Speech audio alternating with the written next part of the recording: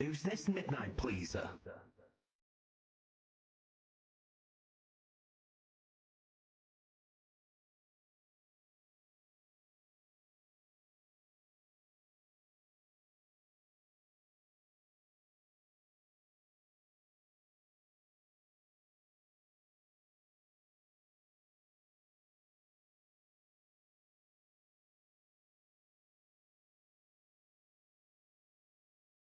Calling me a fucking hoon.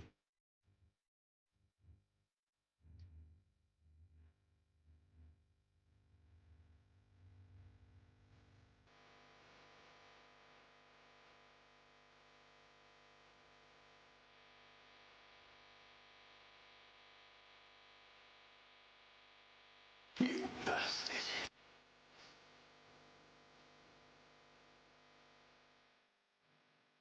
Oh, Ouija. In the bacon, fart, in the bacon, fart, all tastes like bacon, fart, and it all tastes like bacon, in the bacon, in the bacon, fart, in the bacon, fart, all tastes like bacon, and then you put all tastes like bacon, the mince. Why are you putting mince? Because then you've got the girth. That's what you're not getting.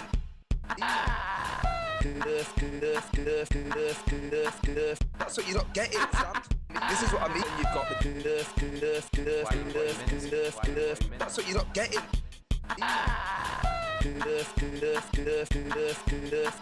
That's what you're not getting, Sam. This is what I mean. Hello. How are we all doing? Sorry I'm a little bit late. My marbles game had to update.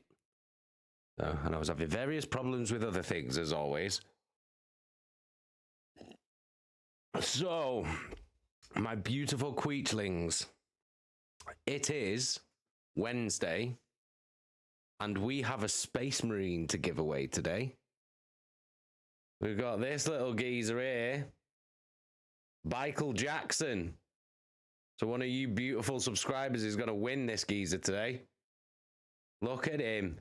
Look at him. He's the biggest one that we've done so far, but he is ready. Ready for a new home tonight. So how's everybody's Wednesday been? Let me know. Let me know how your Wednesday's been. I want to know in the chat. Ash says, Jay, something incredible happened to me today. What happened? What happened? Chaka, Slam King, I was confused. It was me not understanding UK times. No. Like, I was half an hour late. But also, I did notice that, so I was using this this app to schedule my posts on Instagram. And so I scheduled one for 7 p.m. on Instagram, saying, I'm live now, giving away this Space Marine, come and check it out. And guess what it did? It posted it at 6 o'clock. Just checked my Instagram then, and I was like, why was this posted 45 minutes ago? Oh my God. For God's sake.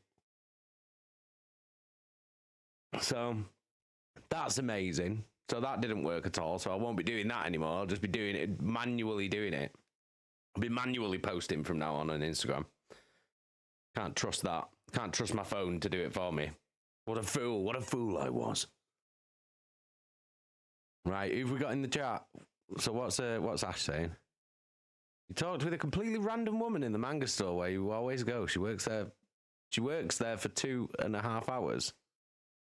Why does she only work there for 2.5 hours? It's a short work day, that, isn't it? I'd love that. Imagine that. Right, who's in the chat? Let's have a look. Who've we got? We got the moderator Supreme Chaka.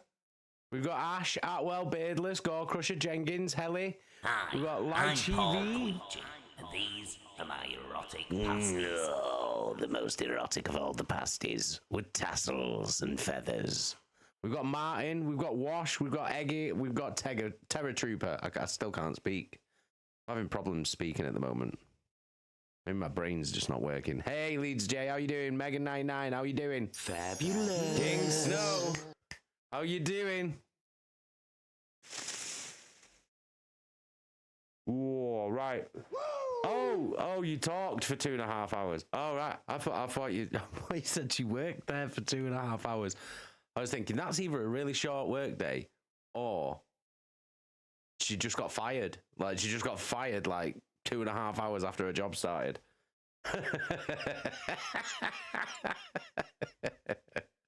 Bloody hell. Oh my god. Oh, big shout out to Mortal Kombat for picking up a shit ton of merch today. Massive love to Mortal Kombat. And massive love to everybody that picked up merch yesterday. Really, really appreciate that. I see that you're all enjoying that new death metal t-shirt, so that's nice. So I thank you very much for that. That really, really means a lot. Oh, right. King Snow, how you doing? You found out you got Friday off this week? That's decent, that. That's decent. Do love a Friday. Jeski's fella, how you doing? How's those pre-orders going? The card, oh, excuse me. I've literally just had my tea. I've just wolfed it down like so quickly so I could get my stream ready to go. And now I feel sick because I've eaten it so fast. Oh, por favor. Bit of German for you there, Terror Trooper. Bit of German for you, Ash. Bavarian, that.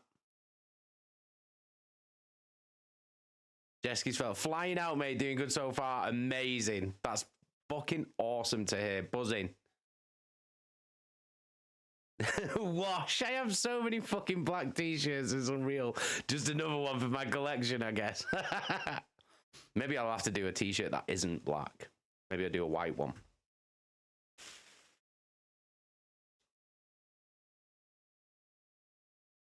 Terror Trooper. Look, we're going to have to disagree. We're going to have to agree to disagree. Do you know what I mean? About the Bavarian colloquialisms. Do you know what I'm saying? I'm not saying I'm an expert in German or anything. I'm just saying, like, you know, I know my stuff.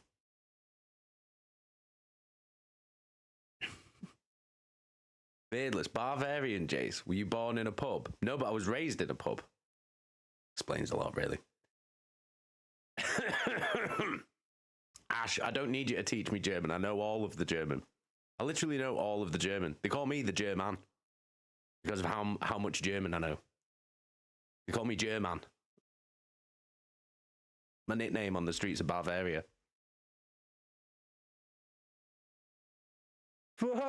Chaka.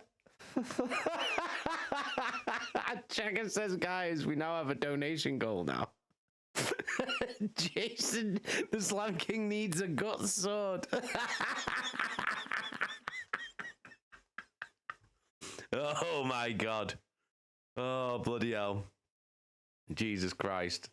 Yeah, so I've been convinced. I've been convinced by the to be fair, it didn't take much convincing, let's be honest. I've been convinced by the chat to start a donation goal to get a real life gut sword from the same place I got the Conan sword from. Oh god. I'll have to find the link now. Hang on. Where is it? Hang on, let me see if I can find it. I don't know where I can find it now. Oh, there it is. Bloody hell. There it is. Right, I'll show you the link. It's outrageous. I'll put the link in here. There you go. It's outrageous. But this is what I was... I say convinced. Well, it was more bullied, really. It was more... I was bullied by the chat yesterday into starting a donation goal to buy this sword.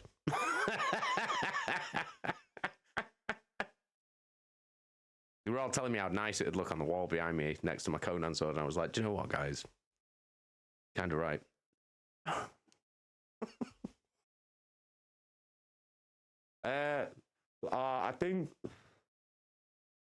I think what's happened is when people buy merch from the fourth wall, from the fourth wall merch store, it comes through on Streamlabs as if it's a tip. So it's gone up by 60 quid because Mortal Kombat bought a load of merch off there. So it's a merch sale, but it comes through Streamlabs as that for some weird reason. I have no idea. I have no idea why. Hang on. I can probably sort that, actually. Can I sort that? I don't even know if I can sort that. Let me see. I might have to. Oh my god, what am I doing? What am I doing? Hang on. Here we go, here we go. Right. So it would be.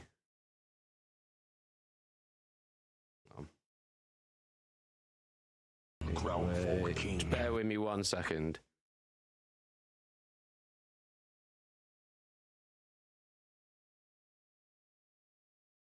So he was. He was. Right, okay.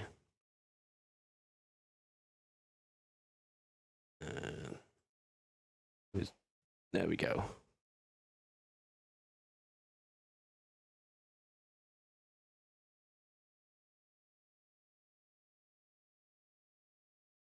There we go. Right, I've sorted it now. When did I say? Right, there we go. Right. There. That's where it was at. That's where it was at. Take your hat off, boy. That's a dollar bill. Right. Oh, I didn't even get to put the hat on. Right. That's where we're at. Without taking the merch out of it. Because I think all the merch. Yeah, I think both of. Oh, hang on. Yeah, there. Oh, there we go. Right. Yeah, there. That's Mortal Kombat's merch sale. Like when they bought merch. So it's really annoying, and I don't know why I can't stop it from doing that. But I'm sure there's a way of doing it, but it don't matter anyway. But yeah, that's where we're at. That's where we're at. We're at £26. That's where we're at. Why is everything always so complicated? Why can't things just do what they're supposed to do? Just do it. Do what it says. That's all you have to do. Do you know what I mean? Oh, nice one. Nice one, Byron. The Slam Queen's already on it. She was like, I'll bring you a brewing in a minute. I was like, oh, amazing. Cheers, love.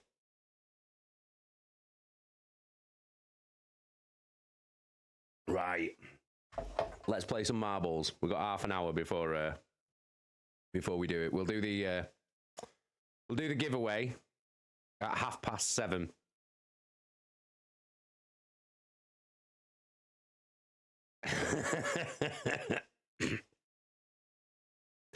Territory. Did Loki sit with his little vest on? Yeah, he did. Yeah, he did. We watched WrestleMania 29 for about an hour and then he fell asleep on the couch.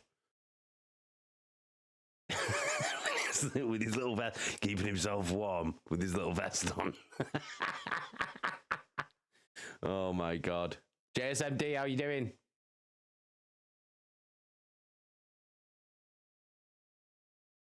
Byron says, Jason, you should totally get a life-size T800 just to stand in the back of your room. That would be fucking amazing.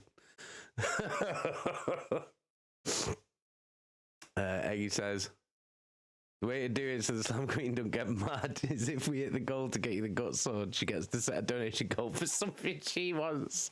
Yeah, I mean, that is fair. But why would you not want a gut sword? I don't understand. I don't understand what you mean. Why would you not want a gut sword? Right, let's pick a map. Let's go. Let's get half an hour of marbles in before we do the big one. Oh, let's get some music on. We got the music on. Is it even coming through? Yeah. There we go. Right, now we're in. Now we're in. Exclamation mark play. Exclamation mark play in the chat. Come on. Let's go. Let's go. Let's go. Let's go. Jenkins, Leeds, J. Atwell, Martin, how you doing? Black Moon, how you doing?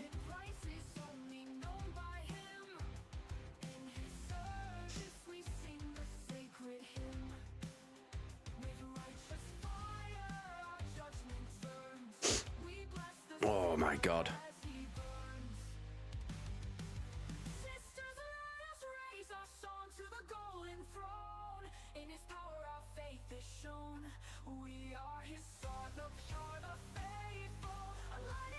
Steven Seagal in. Oh shit! I didn't show you, did I? You might have seen it in the Discord. My stickers arrived today.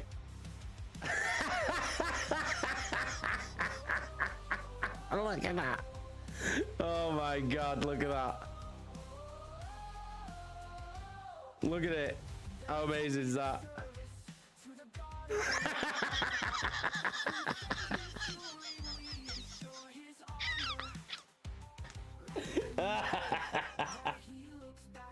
Oh god. We'll have to wait until Steve comes round and then secretly stick the seagull on him somehow. I don't know how, but I'll do it somehow. Oh. Right, I'm gonna press play. Exclamation mark play in the chat.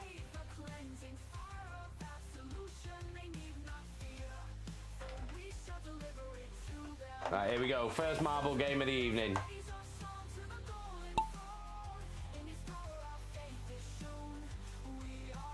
Here we go, here we go, here we go.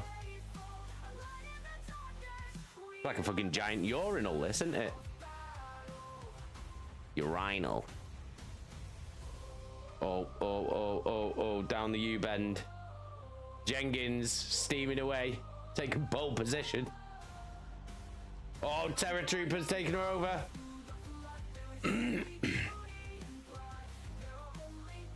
Oh! Oh my god. Terror Trooper, is that like a shortcut? Jeski's fella and Beardless are out. I think Terror Trooper's just taking a shortcut. Oh, it's not that short. Ashley's got ahead. Oh no, oh no, oh no, Terror Trooper's ahead.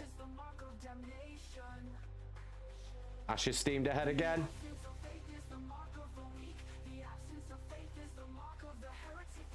Into the Swiss cheese. Ash is out. Nosset's in first place.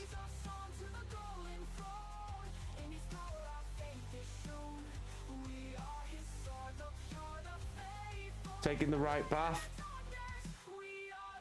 Not as in like it's the correct path. Just I mean it's on the right, not the left.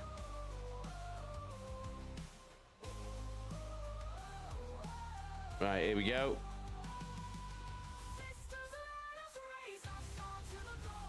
They slow you down a little bit then. This might shaft you though. Yep.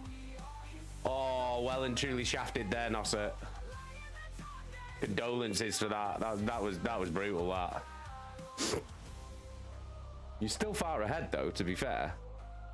Still quite far ahead. Unless someone comes with like proper speed. I don't think they're gonna catch you. Oh, this might slow you down though. Oh no. Oh no, nah, you've blown it. You've blown it, you've blown it, you've blown it, you've blown it. No, you've won. You've won. Oh, Nosset with a win. Nosset with a win.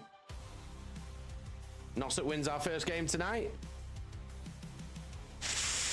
Leads Jay in second. Who's coming in? Chaka third. I just went flying and went out of the game. Who's taking fourth? Black Moon's out. Loki has Helly's fourth. Who's going to take fifth? Oh, we've got a few here. We've got a few coming round here. Wash, Eggy and Jenkins coming round. All quite close together. I think it's going to be Raptor Wash. Yeah, Raptor Wash is going to take fifth.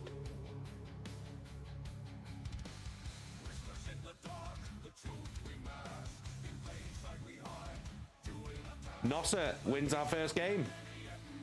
Right, let's do another random track. Megan, 7:30. I'll write it on the screen. All right. Exclamation mark join. Exclamation mark play in the chat. All right, let me write it down.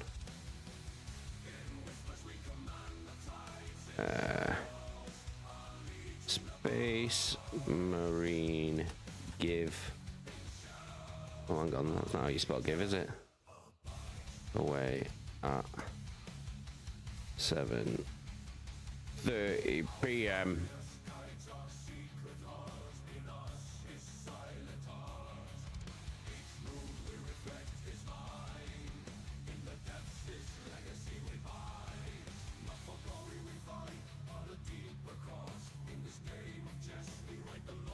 Hang on, where can I put this where it's not in the way? There we go.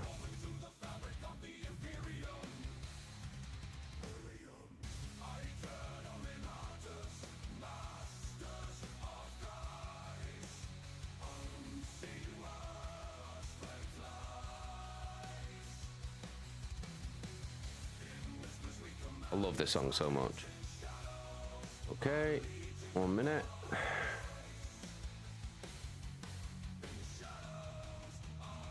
Let me just make it look pretty for you. Okay.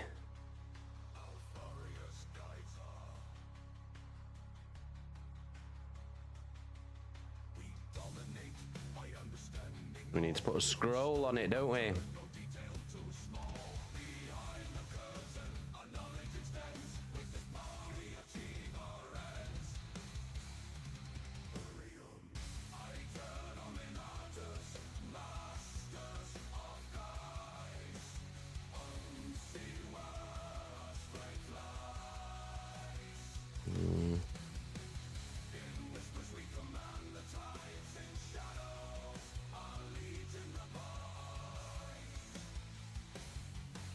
There we go.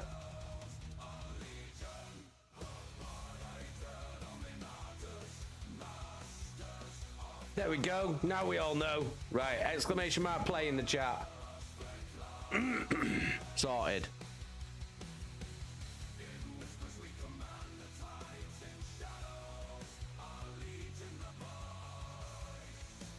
Okay, I'm gonna press play so we can get some games in. Gotta be fast, gotta be fast. We've got 18. We've got 18 in. There we go. Alright. There we go. Bloody hell. Alright, we've got Atwell in first place at the moment. I don't think it's gonna last for long though.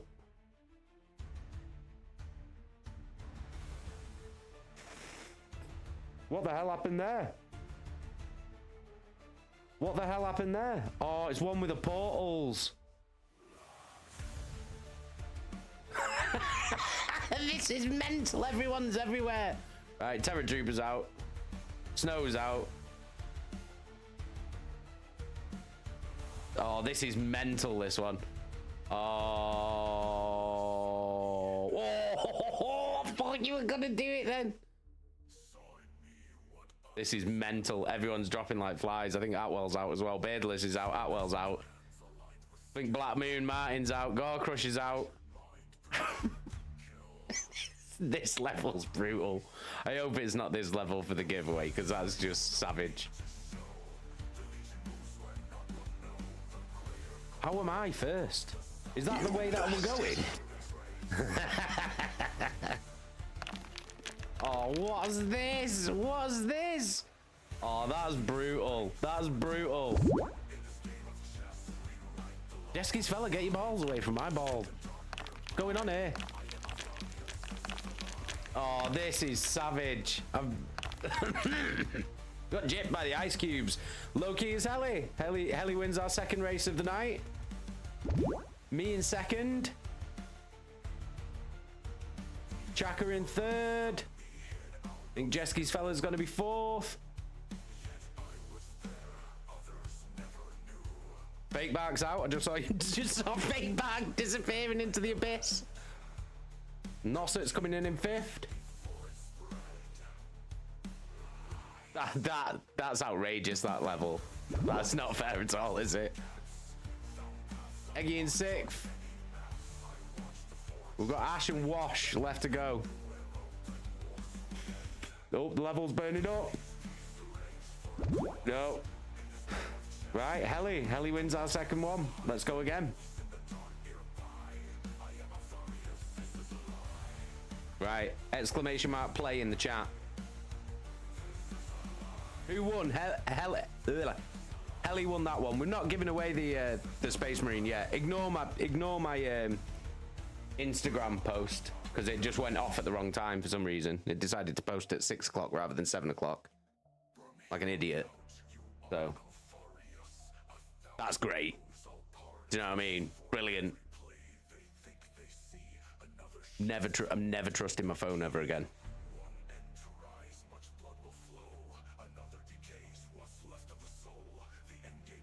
I even went in to check that I hadn't messed it up.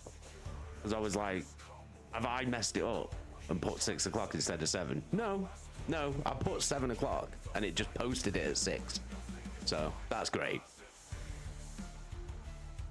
How many we got? We got 19. We got 19.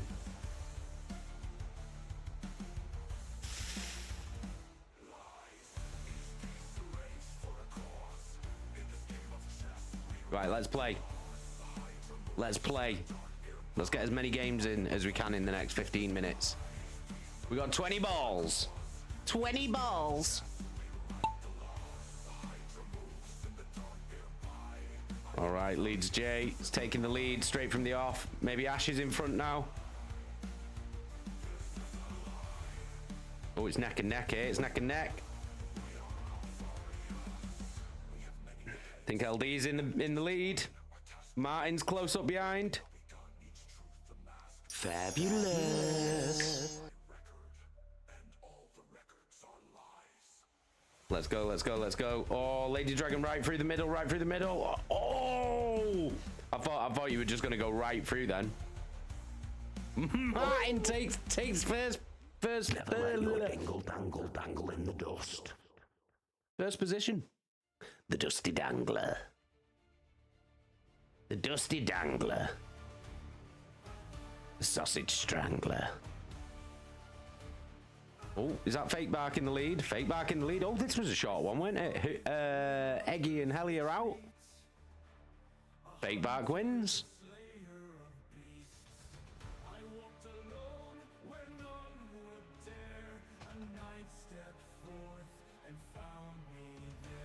Oh my god, my phone's going mental. Crown for a king. There we go, crown for a king.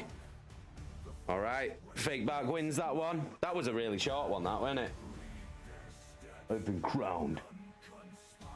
I've been crowned by my people. I've got a little man bun in today, so it's going to sit really oddly on my head. Got myself a little man bun. Or a man bap, as we call it in the north.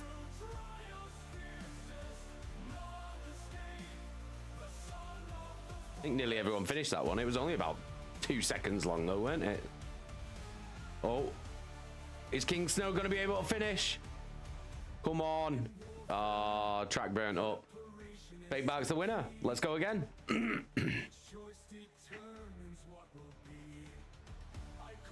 A King Bap. Fake Bark. Exclamation mark play in the chat. Let's go. Let's go again. We've got 12 minutes before we do the big one. 12 minutes before Michael Jackson finds his new home.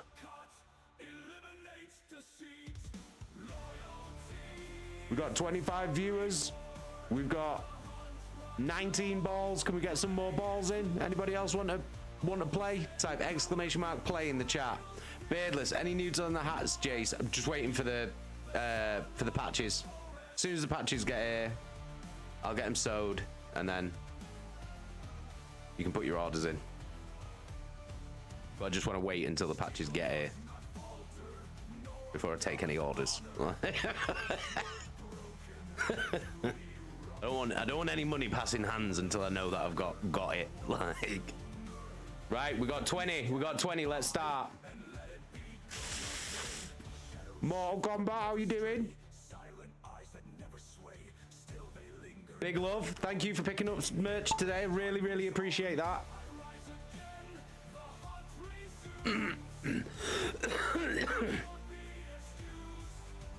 Right, here we go. Everyone down the plug hole.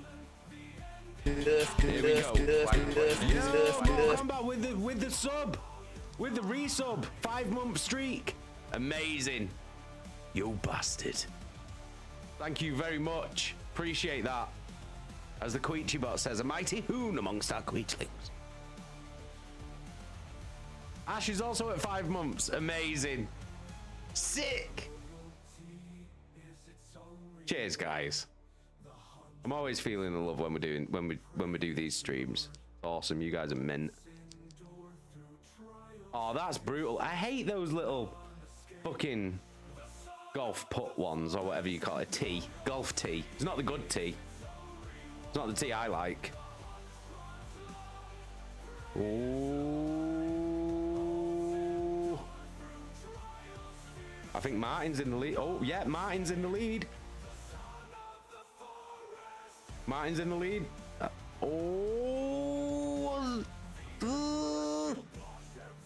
Who's gonna get it? I think it's Nurse. Nurse has won this one.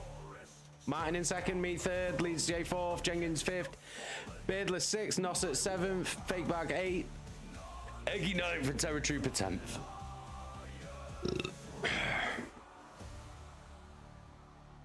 Pegs. For pegging. Well, they're obviously pegging us lot every time we try and get a ball past them. I think that's what you did with pegs. I didn't think it was anything to do with balls, but, you know, you learn something new every day, don't you? Every day's a school day.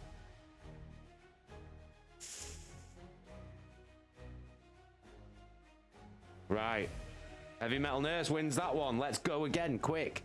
We've got 9 minutes. Let's see if we can fit 2 in. Let's see if we can fit 2 games in before the big one. Exclamation mark play. We've got 28 viewers. Let's see if we can get more than 20 balls. All you got to do is type exclamation mark play in the chat. It's free. It's easy.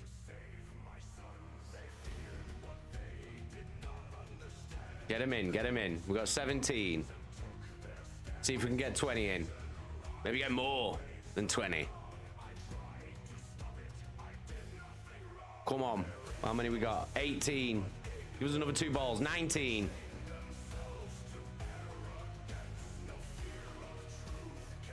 20. Right, let's play. Let's play. Let's play. Let's play. Let's play. We got 22. We got 22.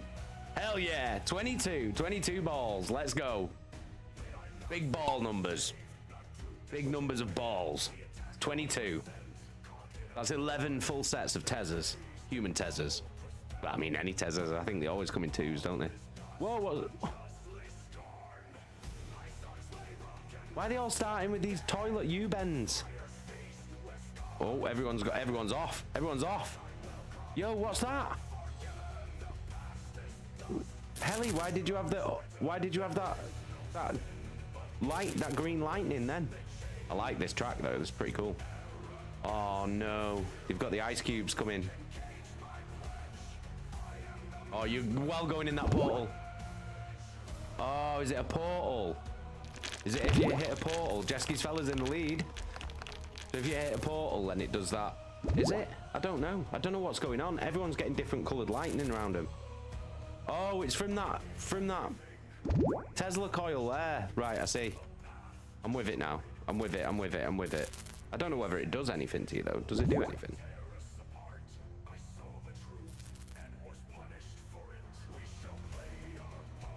Ooh, here we go. Here we go. Here we go. Right, this is going to be brutal, this bit, because these things are horrible. Oh, you're going in. Oh, brutal. Brutal, brutal, brutal. Ash wins. Ash wins. There we go. Ash made it through. Jeski's fella second. Black Moon third. Raptor Wash fourth. Me fifth. Eggy sixth. Beardless seventh. Nurse eighth. Chaka ninth. Mortal Kombat 10th. There we go. Right, let's get one more game in. One more game in before the big one. Yo, Chaka! With the tip, big love. Thank you so much, Miss Jacker. Straight into the fucking sword fund. Amazing. Thank you so much. Appreciate you. Cheers, Jacker. Thank you so much. We're chipping away at it now. We're chipping away at it. Not chipping away at the sword though. That'll remain sharp. Remain as sharp as my wit. Right. Let's do one more. One more before the big one.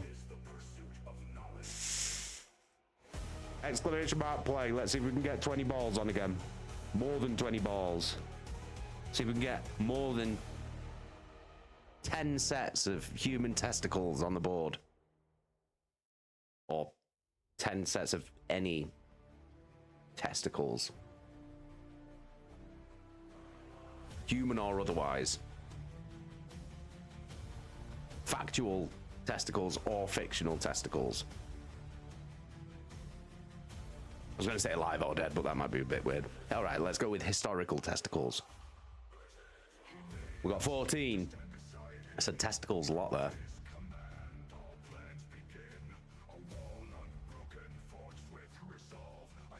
Exclamation mark play. Squid tezzers. Do squids have tezzers though? That's the question. Or is it only mammals that have tezzers? That's something I'd like to know. I'd like to know. I mean, that might be like. Take your hat off, boy. That's a dollar bill. Pushing my desire for knowledge. Do you know what I really want to know? Is whether only mammals have testicles. We got 17. 17. That's an odd number of tezzers. That means there's one lonely tezzer on the board without his life partner. We can't have that. Well, get that back up. Bloody hell. I've got to wedge it over my man bun. Over my man bap. Yes, squids have testicles. That was a quick Google search, that. Right, we're gonna have to go. We're gonna have to go with 17. We're gonna have to go with 17.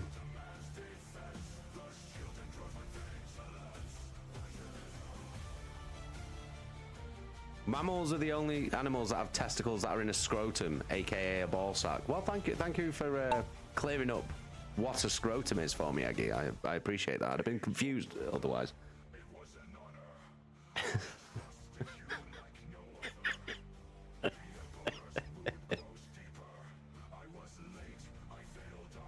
Here we go. Here we go. Fake Barks well ahead here. Well ahead.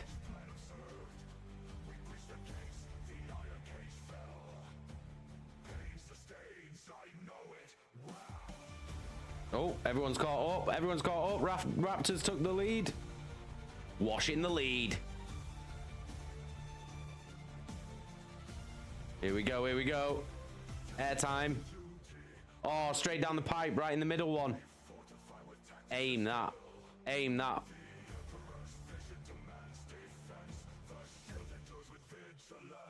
Which way is he gonna go? Oof. I'm out. I'm out. I'm out. Straight out. Raptor Wash is killing it here. Steaming ahead.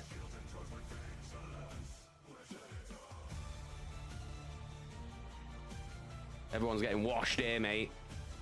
Bosh.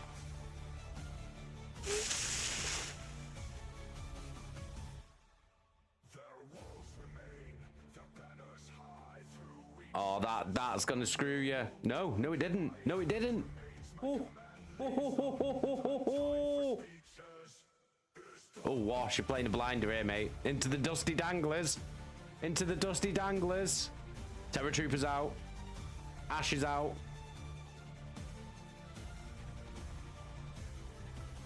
Oh, Nosset's climbing behind you here.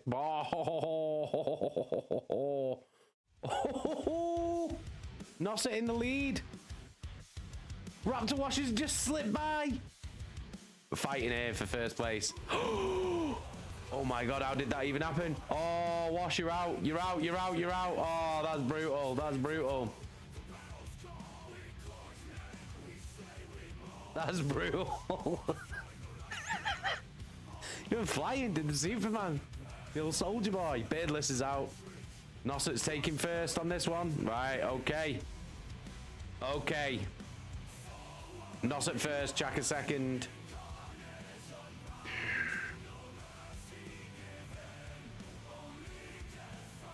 Snow third, Nurse fourth.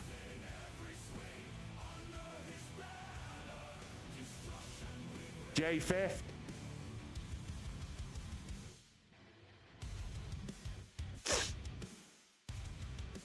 And then we got Martin sixth, Fatwell seventh. Oh, the fire's coming through the track now. Mortal Kombat 8th. Eggy 9th. Can fake back finish before the fire catches up. Here it comes.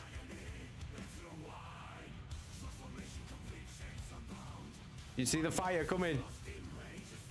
Come on, fake back. You got to get through before the fire. No, you're not going to make it. All right, Nosset wins. Right, okay.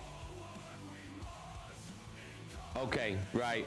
Here we go. Right, I'm going to change. We're going to do the giveaway now. So I'm going to change chat to subscribers only.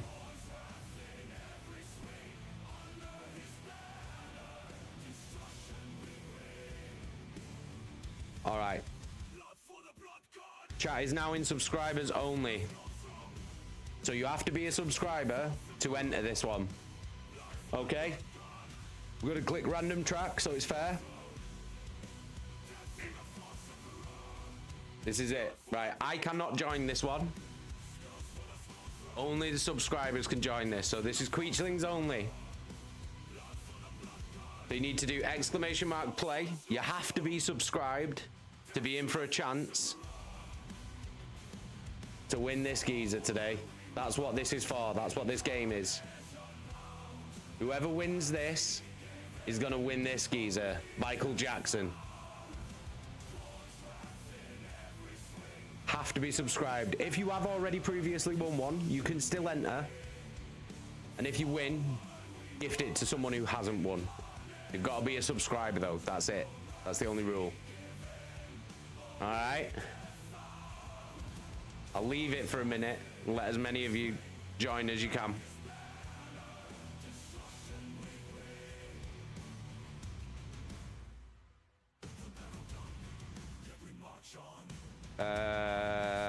Mortal Kombat, yes, you are in.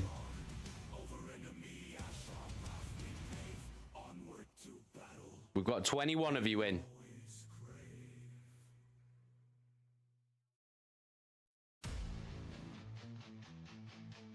$22.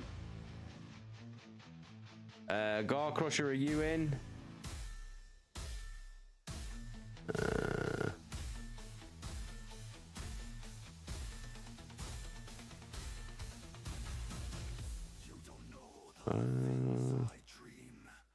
Let me have a look.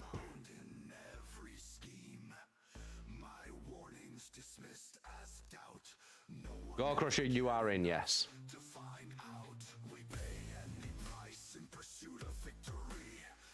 Right.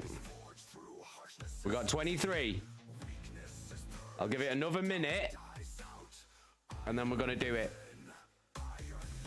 You gotta be a subscriber. Shizaru, how are you doing? This is it. This is the big one. This is for the win. Should I change? No, no, I'll leave that. I'll leave that saying what it's saying. We got 23 Queechy balls on here.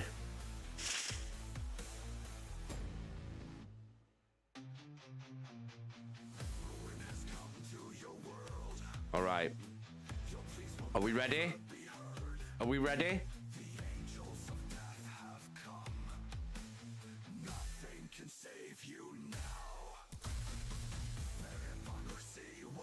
Oh, I'm excited. I'm excited. Okay. We ready? 8, 7, 6, 5, 4, 3, 2, 1. Let's go.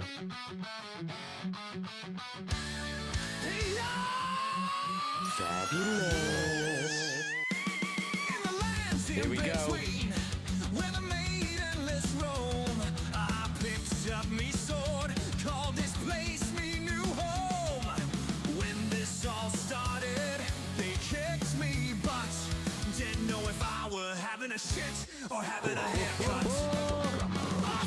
she used to say. She used to say, fucking hell, Jason, I don't know whether I'm having a shit or a haircut right now.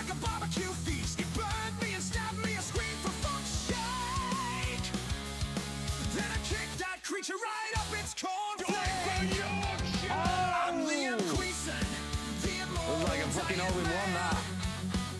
You can put me down, but I rise Zaru's in the lead. every death that I'll take, you know it don't count. I get me shit pushed in, but I push it Ellie's back out. out. Right. Then came Margaret with his raging wrath. The hemorrhoid wielding fiend on me chosen path.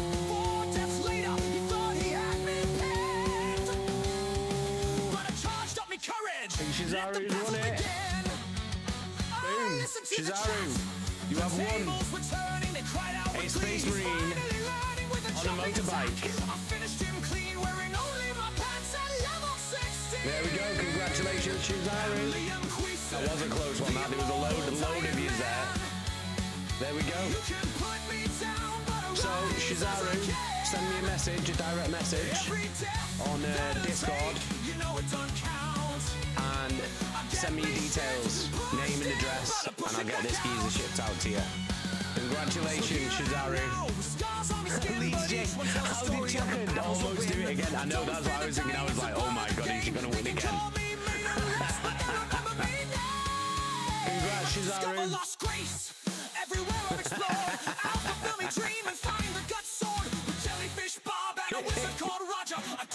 Yeah, so Shizaru, send me a DM on the Discord server,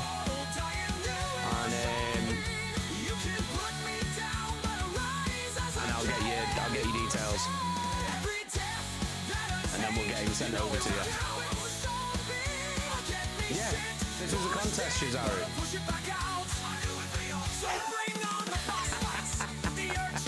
Shizaru, it was a contest. This was the winner one. You won a geezer.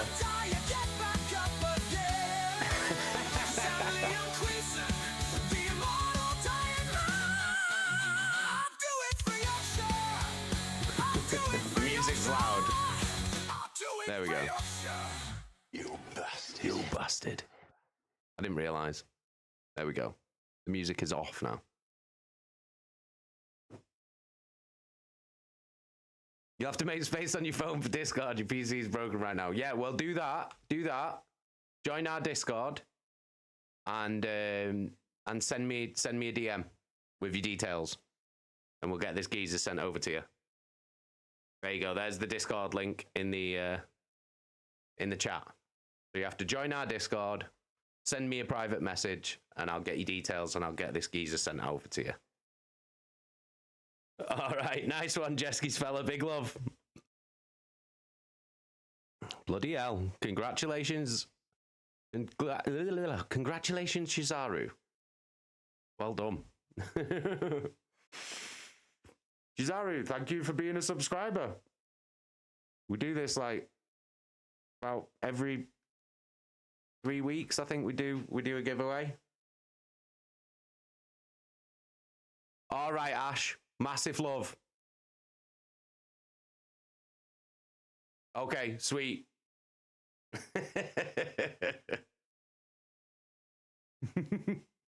You couldn't hear anything. Sorry, I didn't realize the music was so loud. Shizaru won. Shizaru won. So we'll get Shizaru's details on Discord, and then we'll send Michael Jackson over to Shizaru. Congrats again, Shizaru. There we go. You have another look. There he is. Michael Jackson.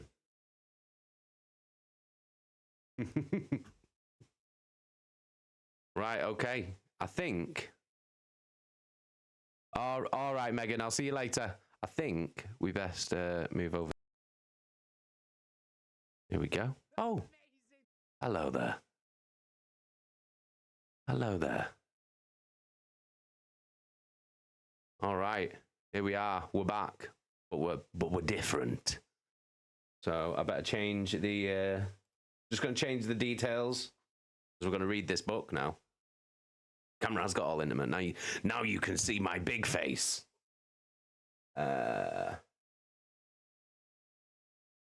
So we are book reading now. Reading.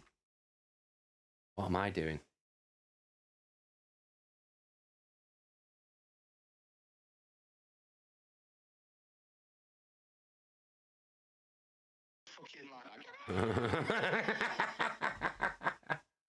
Right, we are doing a book reading now. Book reading. False Gods. What are we on? Are we this part 4 now, isn't it? We're doing part 4.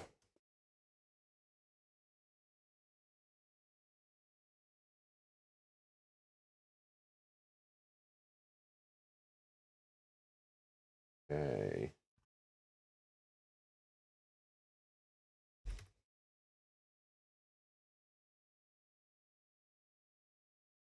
Okay, just sort the tags out.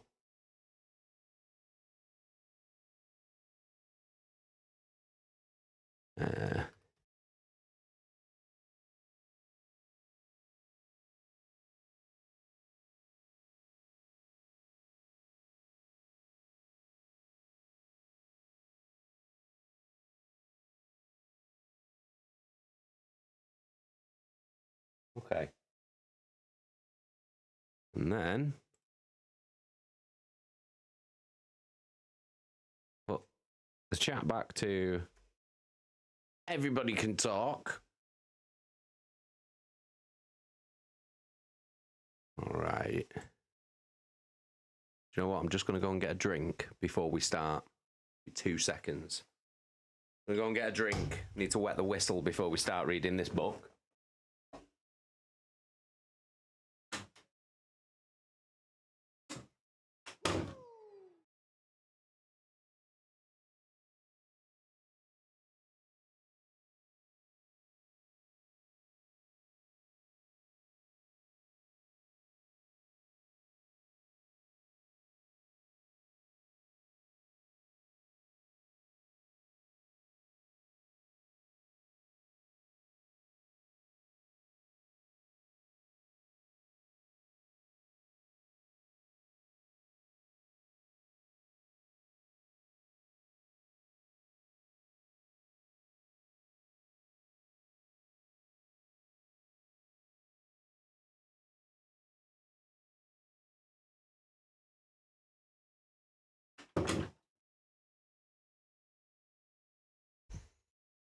Oh, right. Oh, I've not got my earphones on yet.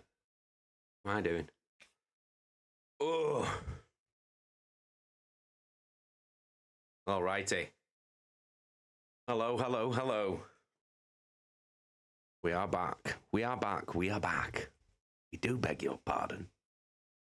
We are in your garden.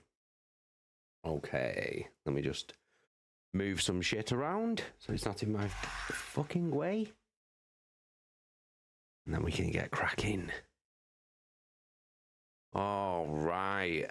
So, before we start, where were we up to? Oh, I remember where we were up to. So, Erebus had basically convinced Horus to go on a full frontal attack on this moon, and basically convinced Horus, or kind of goaded him into it, didn't he? You kind of goaded him into it, to go and lead the attack himself, which is dumb as shit, but he did it anyway. And they went to the moon, and when they got there, the entire moon was like a rotten, decaying, fetid swamp. And then all these like zombie, like reanimated dead bodies started coming out of the swamp and attacking the Marines. And then there was these other things that were like bigger and stronger and had like their bellies were like open mouths, and they had like green, like fetid skin, and they all had one eye and one horn on their head. And they were getting smashed by them, but they managed to fucking fight them off. And they basically made it to this big crashed flagship. And they've gone in, but Loken and Tarek Torgadon have been told by Horus to stay outside. So Horus has gone in with Abaddon and Aximand and I think Sedere and Moy, and they've all gone in. But like, then they've got separated because the ship started like collapsing. Yo, Snow with the tip, big love straight into the sword fund. Massive love. Thanks, Snow. I appreciate that. Huge love. Cheers. Big love. Thank you so much. Really, really appreciate that. Bloody hell, we're getting there now, aren't we? We're getting there. We're getting there.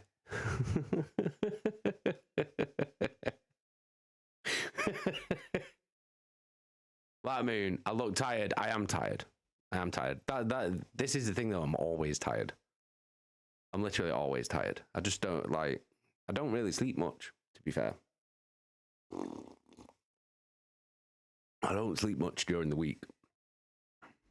And then I don't sleep much during the weekend, so I just don't sleep much in general.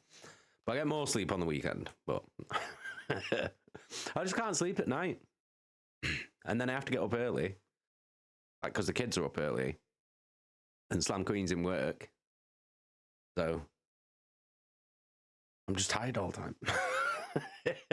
But I function though, so it's all right. I'm all good. Fake bag, you have the same problem. It sucks ass. Yeah, it sucks ass, but it's like, I'm fine. I'll be fine for like a couple of weeks, and then it'll get to like one point where I'll just be like super exhausted, and then I'll just sleep loads, and I'll have like a fucking 10-hour sleep, and then I'll wake up, and then I'll be fine, and then I'll just do it all over again. I think I probably, on average, I probably have about 4 hours sleep a night, maybe. So, well, you should tell yourself that story and you will fall asleep.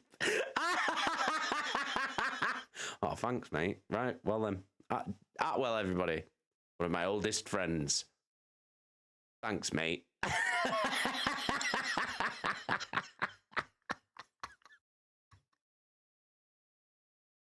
Fucking hell. Jesus Christ. Fuck me. Oh my God. What was I saying anyway about this boat? Yeah, so they went into the flagship, Horus and some of the guys, and then the ship started collapsing. So they all got separated. And then Horus is on his own, and he's like making his way to where the bridge would be. And he gets attacked by all of these things again. Like these like green skinned creatures with like one eye and horns, and he fights his way through them, and then all of a sudden it's like as if he closes his eyes and opens them, and then none of them are there anymore. And then he finally gets to the bridge, and on the floor of the bridge of the ship is Verulam Moy, one of his space marines, dead with his neck snapped. And I think it describes him as like that, like all like his eyes like staring. And then he looks up and then sees this giant, rotting, bloated thing holding like a glittering, glistening blade in its hand. And he knows that whatever that thing is now, it used to be Yugen Temba, one of the Imperial captain that he left on this planet like 60 years ago. The reason why he's here, basically. So that's where we're up to. Literally that's where it ended. So let me wet me whistle.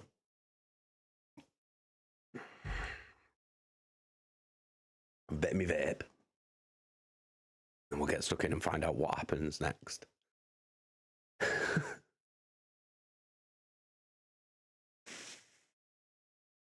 Okay, right.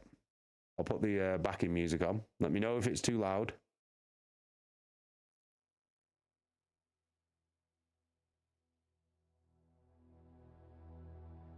How's that? Is that okay? Does it need to be louder or more quiet?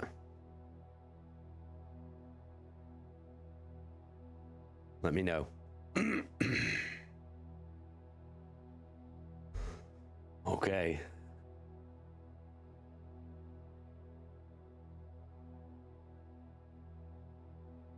Let me know if the backing music's too quiet or too loud. I'll turn it up or down. Chapter 8. Fallen God. Loken could scarcely remember a fight where he and his warriors had expended all their ammunition. Each Astartes carried enough shells to sustain them for most types of engagement, since no shot was wasted, and each target would normally fall to a single bolt. The ammo hoppers were back at the drop site, and there was no way they could get through to them. The War Master's resolute advance had seen to that. Loken's full capacity of bolter rounds had long been expended, and he was thankful for Aximand's insistence on subsonic rounds, as they made satisfyingly lethal explosions within the bodies of the dead things.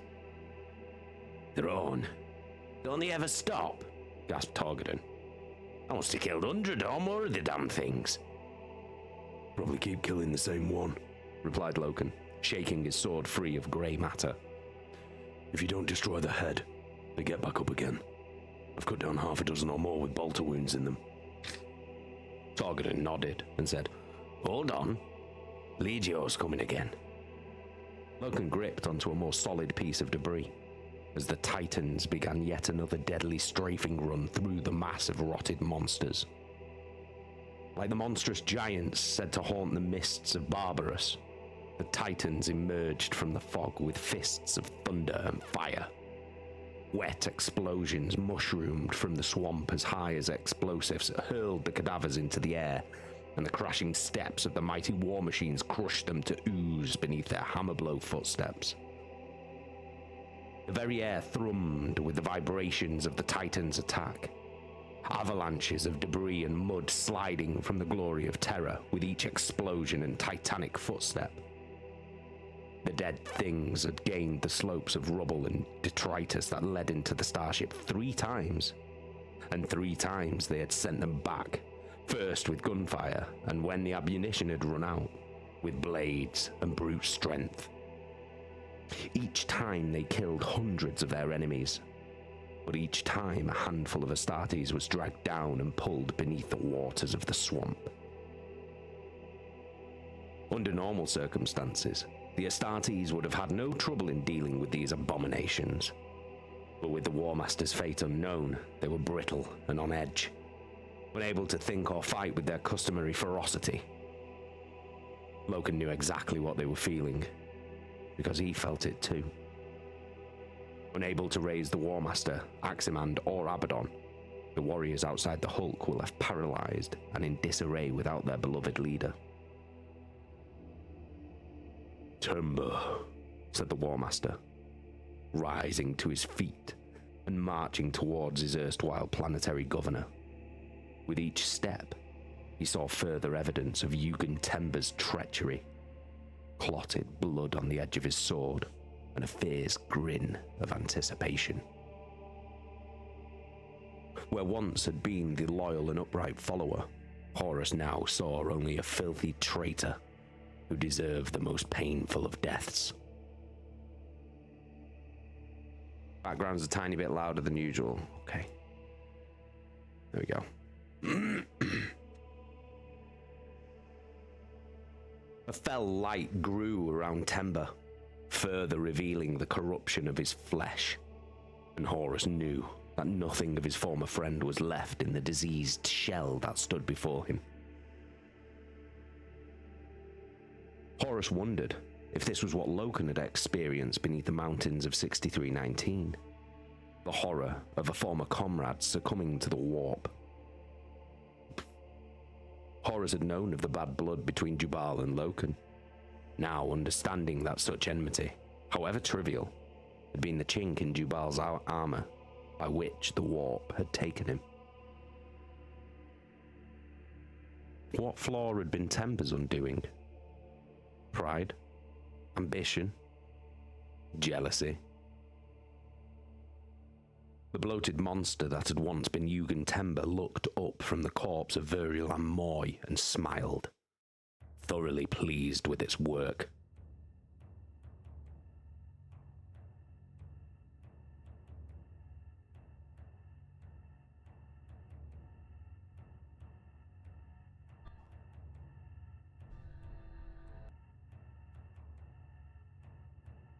War Master,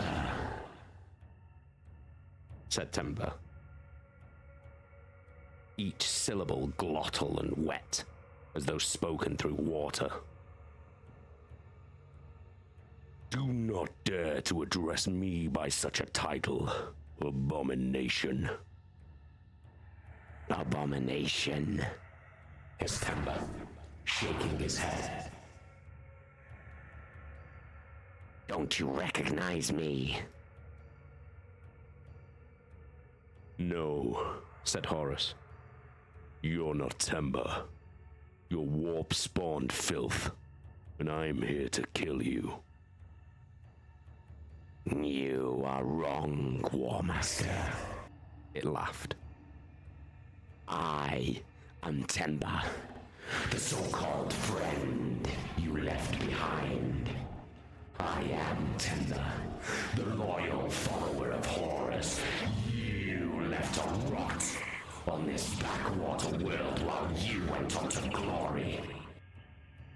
Horus approached the dais of the captain's throne and dragged his eyes from Temba to the body of Verulam Moy. Blood streamed from a terrible wound in his side, pumping energetically onto the stained floor of the bridge. The flesh of his throat was purple and black, a lump of broken bone pushing at the bruised skin where his neck had been snapped. A pity about Moy, said Temba. He would have been a fine convert. Don't say his name, warned Horus. You are not fit to give it voice. If it consoles you, he was loyal until the end. I offered him a place at my side, with the power of Nurgle filling his veins with its immortal necrosis. But he refused. He felt the need to try to kill me. Foolish, really. The power of the warp fills me and he had no chance at all. But that didn't stop him. Admirable loyalty, even if it was misplaced. Horus placed a foot on the first step of the dais, his golden sword held out before him, his fury at this beast drowning out all other concerns. All he wanted to do was throttle the life from this treacherous bastard with his bare hands. But he retained enough sense to know that if Moy had been killed with such apparent ease, then he would be a fool to discard his weapon. We don't have to be enemies, Horus, said Temba. You have no idea of the power of the warp, old friend. It's like nothing we ever saw before. It's beautiful, really. It is a power, agreed Horus, climbing another step. Elemental and uncontrollable, and therefore not to be trusted. Elemental? Perhaps. But it is far more than that, said Temba. It seethes with life, with ambition and desire. You think it's a wasteland of raging energy that you bend to your will, but you have no idea of the power that lies there. The power to dominate, to control, and to rule. I have no desire for such things, said Horus. You lie, giggled Temba. I I can see it in your eyes, old friend. Your ambition is a potent thing, Horus. Do not be afraid of it. Embrace it, and we will not be enemies. We will be allies, embarking upon a course that will see us masters of the galaxy. This galaxy already has a master, Temba. He is called the Emperor. Then where is he? He blundered across the cosmos in the manner of the barbarian tribes of ancient terror, destroying anyone who would not submit to his will, and then left you to pick up the pieces. What manner of leader is that? He is but a tyrant by another name. Horus took another step and was almost at the top of the dais, almost within striking distance of this traitor who dared to profane the name of the Emperor. Think about it, Horus, urged Temba. The whole history of the galaxy has been a gradual realization that events do not happen in arbitrary manner, but that they reflect an underlying destiny. That destiny is chaos. Chaos. Yes! Shouted Temba. Say it again, my friend. Chaos is the first power in the universe, and it will be the last. When the first 8 creatures bashed each other's brains out with bones, or cried to the heavens in the death throes of plague, they fed and nurtured chaos.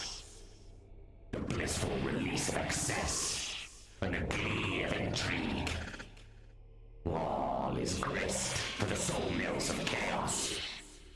So long as man endures, so too does chaos.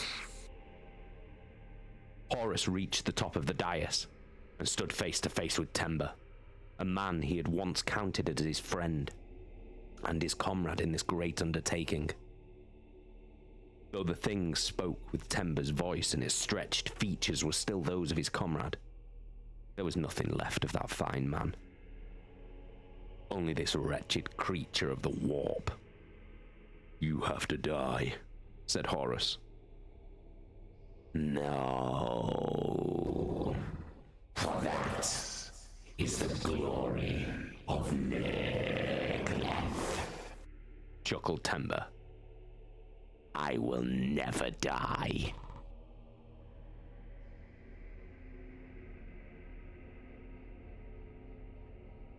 We'll soon see about that, snarled Horus, and drove his sword into Temba's chest, the golden blade easily slicing through the layers of blubber towards the traitor's heart. Horus ripped his sword free in a wash of black blood and stinking pus, the stench almost too much for even him to bear. Temba laughed, apparently untroubled by such a mortal wound, and brought up his own sword, its glinting, fractured blade like patterned obsidian. He brought the blade to his blue lips and said, "The War Master, Horus." With a speed that was unnatural in its swiftness, the tip of the blade speared for the War Master's throat. Horus threw up his sword, deflecting Temba's weapon barely a centimeter from his neck, and took a step backwards as the traitor lurched towards him. Recovering from the surprise attack, Horus gripped his sword two-handed, blocking every lethal thrust and cut that Temba made. Horus fought like never before, his every move to parry and defend. Yugen Temba had never been a swordsman, so where this sudden horrifying skill came from, Horus had no idea. The two men traded blows back and forth across the command deck, the bloated form of Yugen Temba moving with a speed and dexterity quite beyond anything that should have been possible for someone of such vast bulk. Indeed, Horus had the distinct impression that it was not Temba's skill with a blade that he was up against, but the blade itself. He ducked beneath a decapitating strike and spun inside Temba's guard, slashing his sword through his opponent's belly, a thick gruel of infected blood and fat spilling onto the deck. The dark blade darted out and struck his shoulder guard, ripping it from his armor in a flash of purple sparks. Horus danced back from the blow as the return stroke arced towards his head. He dropped and rolled away as Temba turned his bloody, carven body back towards him. Any normal man would have died a dozen times or more, but Temba seemed untroubled by such killing wounds. Temba's face shone with glistening sweat, and Horus blinked as the monster's outline wavered, like those of the cyclopean monsters that he had fought in the ship's central spine. Frantic motions shimmered, and he could see something deep within the monstrously swollen body. The faint outline of a screaming man. His hands clasped to his ears and face twisted in a rictus grin of horror. Trailing his innards like gooey ropes, Yugen Temba descended the steps of the dais like a socialite making her entrance at one of the American balls. Horus saw the cursed sword gleaming with a terrible hunger, its edges twitching in Temba's hands, as though aching to bury itself in his flesh. It doesn't have to end this way, Horus, gurgled Temba. We need not be enemies. Yes, said Horus. We do. You killed my friend, and you betrayed the Emperor. It can be no other way. Even before the words were out of his mouth, the smoky grey blade streaked towards him, and Horus threw himself back as the razor-sharp edge grazed his breastplate and cut into the ceramite. Horus backed away from Temba, hearing twin cracks as the monstrously bloated traitor's ankle bones finally snapped under his weight. Horus watched as Temba dragged himself forwards unsteadily, the splintered ends of bone jutting from the bloody flesh of his ankles. No normal man could endure such agony, and Horus felt a flickering ember of compassion for his former friend stir within his breast.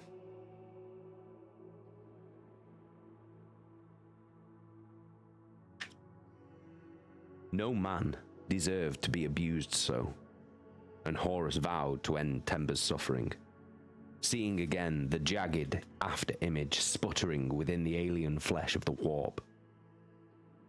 I should have listened to you, Yugen, he whispered. Temba didn't reply.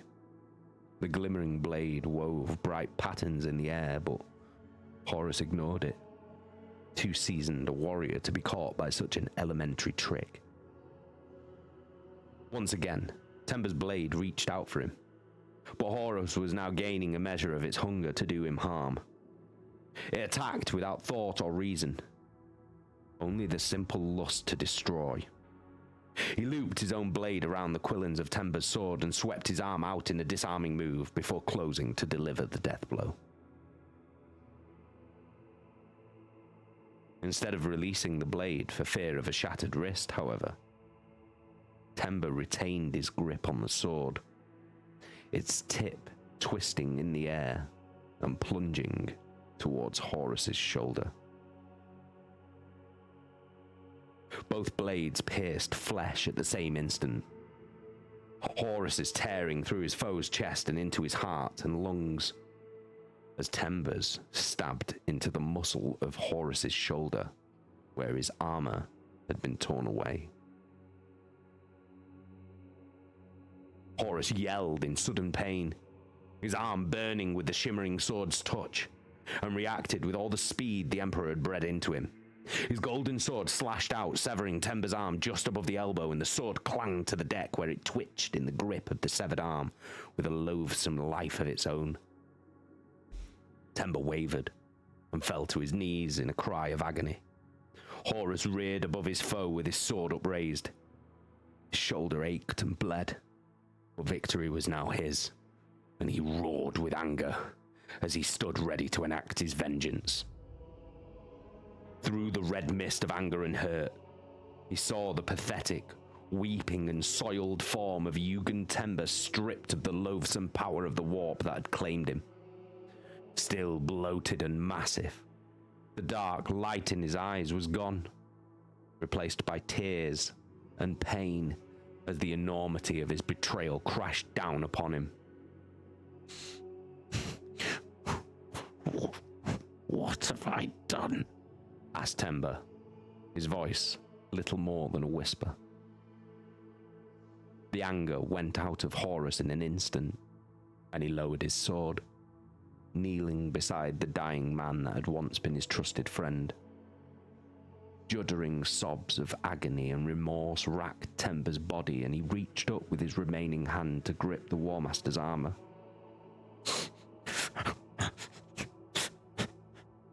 Forgive me, my friend, he said. I didn't know. None of us did. Hush now, Eugen, Soothed Horus. It was the warp.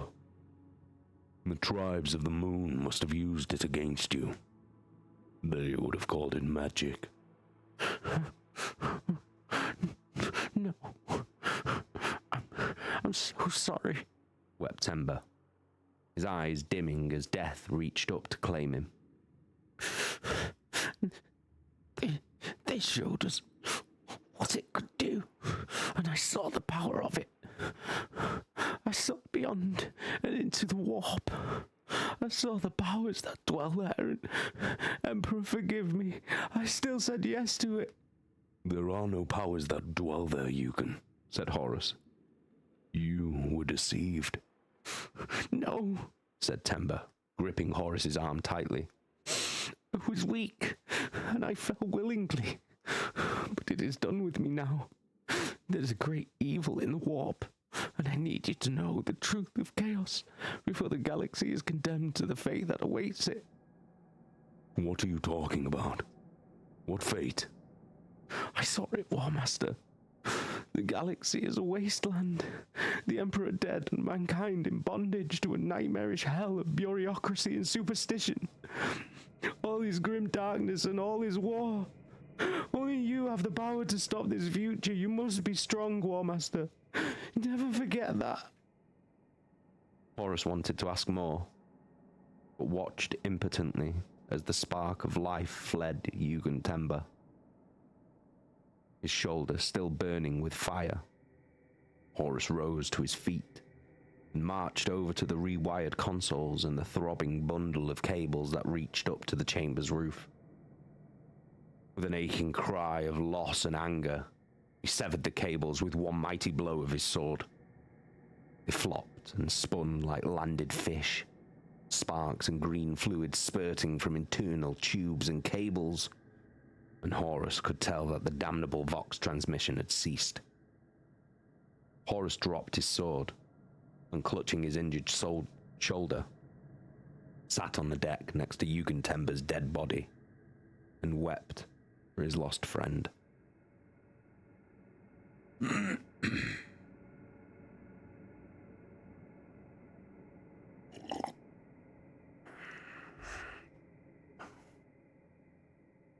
Fucking hell. Fucking hell! Jesus Christ. What do you think of that? What do you think's going on there?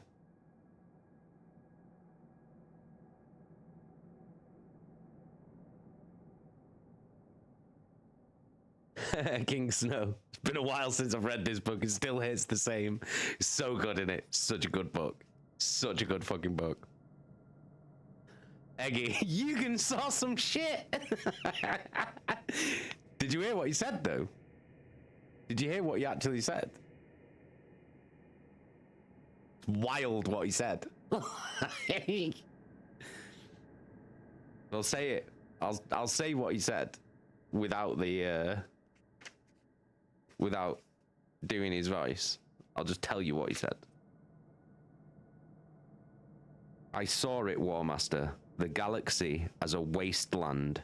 The Emperor dead and mankind in bondage to a nightmarish hell of bureaucracy and superstition. All is grim darkness and all is war. Only you have the power to stop this future. You must be strong, War Master. Never forget that. It's fucking wild. Those were Eugen Temper's last words. So sick. So fucking sick.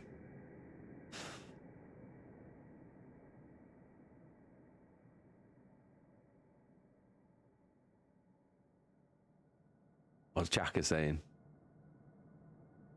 I'm kind of like, I'm not sad he died because he got tempted. Well, yeah, I mean, like, tried to kill Horus, stabbed him in the shoulder. Do you remember what that blade does, by the way? Just asking.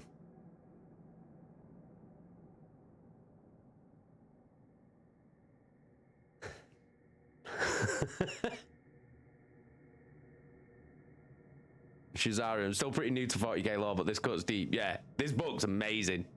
The first 3 books, like, I've not read the 3rd one yet, but I know that the first 3 books in the series are supposed to be well good. I've read the first 2. This is the second one. This book's fucking mint.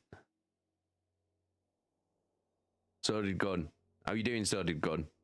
I'm having a hard time getting into Heresy from 40k, but this definitely makes me want to give it another go. I think the story of this story is better than the story that's going on in 40k. It just feels like, I don't know why. Maybe it's just my personal preference. I just love the characters in it, and the story itself's amazing. Eggy, the fate of literally everything and everyone sits on Horus's shoulders. No pressure. Yes, Fate Bark. Do you remember what that does? That's what I see if you remember.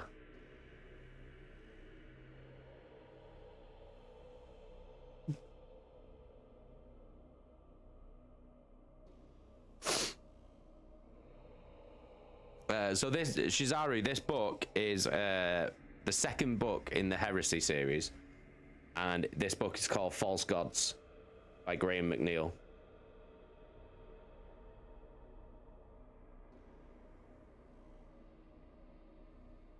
Well, yeah, that's what you'd think, wouldn't you, Fate Bark?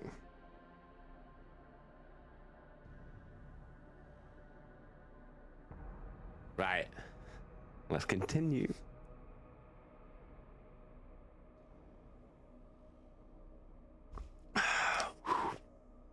Fucking amazing.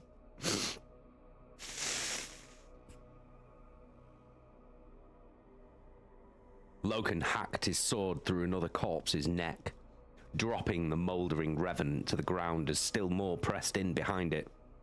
He and Torgadon fought back to back, their swords coated in the flesh of the dead things as they were pushed further and further up the slopes of metal that led inside the starship. Their warriors fought desperately, each blow leaden and exhausted. The titans of the Legio Mortis crushed what they could and sporadically raked the base of the rubble with sprays of gunfire. And there was no stopping the horde. Dozens of Astartes were dead, and there was still no word from the forces that had entered the glory of terror. Garbled Vox transmissions from the Byzant Janizars seemed to indicate that they were finally moving forward. But no one could be sure as to where exactly they were moving. Loken fought with robotic movements. His every blow struck with mechanical regularity rather than skill. His armor was dented and torn in a dozen places, but still he fought for victory, despite the utter desperation of their cause. That was what Astartes did. They triumphed over insurmountable odds. Loken had lost track of how long they had been fighting, the brutal sensations of this combat having dulled his senses to all but his next attacker. We'll have to pull back into the ship, he shouted. Torgadon and Nero Vipus nodded. too busy with their own immediate situations to respond verbally. Loken turned and began issuing orders across the Intersuit Vox. Receiving acknowledgements from all his surviving squad commanders. He'd heard a cry of anger, and recognizing it as belonging to Torgadon, turned with his sword raised. A mob of stinking cadavers swamped the top of the slopes, overwhelming the Astartes gathered there in a frenzy of clawing hands and biting jaws. Torgadon was borne to the ground, and the mouths of the corpses fastened on his neck and arms were dragging him down. "No!" shouted Loken, as he leapt towards the furious combat. His shoulder charged in amongst them, sending bodies flying down the slopes. His fists crushed skulls, and his sword hacked dead things in two. A gauntleted fist thrust up through grey flesh, and he grabbed it, feeling the weight of an armored Astartes behind it. "Hold on, Tarek," he ordered, hauling on his friend's arm. Despite his strength, he couldn't free Torgadon, and felt grasping limbs envelope his legs and waist. He clubbed with his free hand, but he couldn't kill enough of them. Hands tore at his head, smearing blood across his visor and blinding him as if he felt himself falling.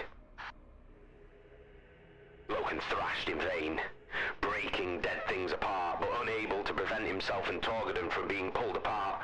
Claws tore at his armor, the unnatural strength of their enemies piercing his flesh and drawing his precious blood.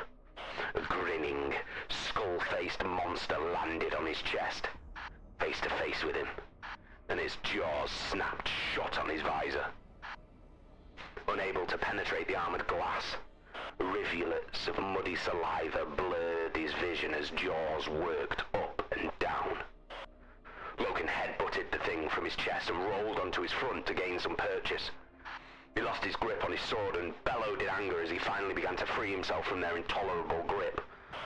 Loken fought with every ounce of his strength, finally gaining a respite and rising to his feet.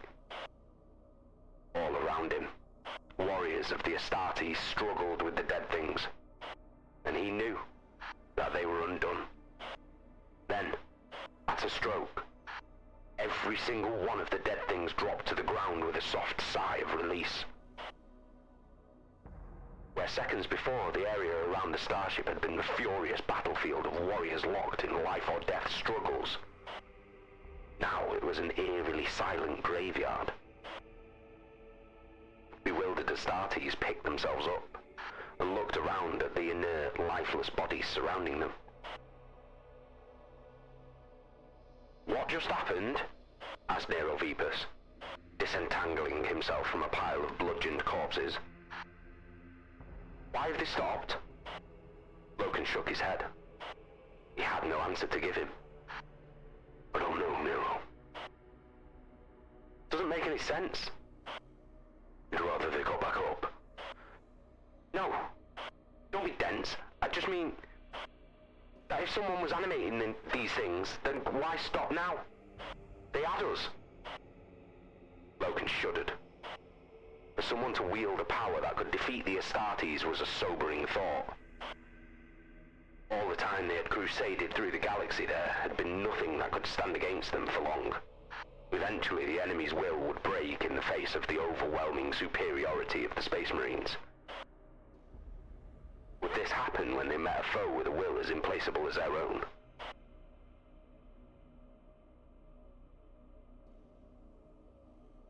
Shaking himself free of such gloomy thoughts, he began issuing orders to dispose of the dead things, and they began hurling them from the wreckage, hacking or tearing heads from shoulders lest they reanimate.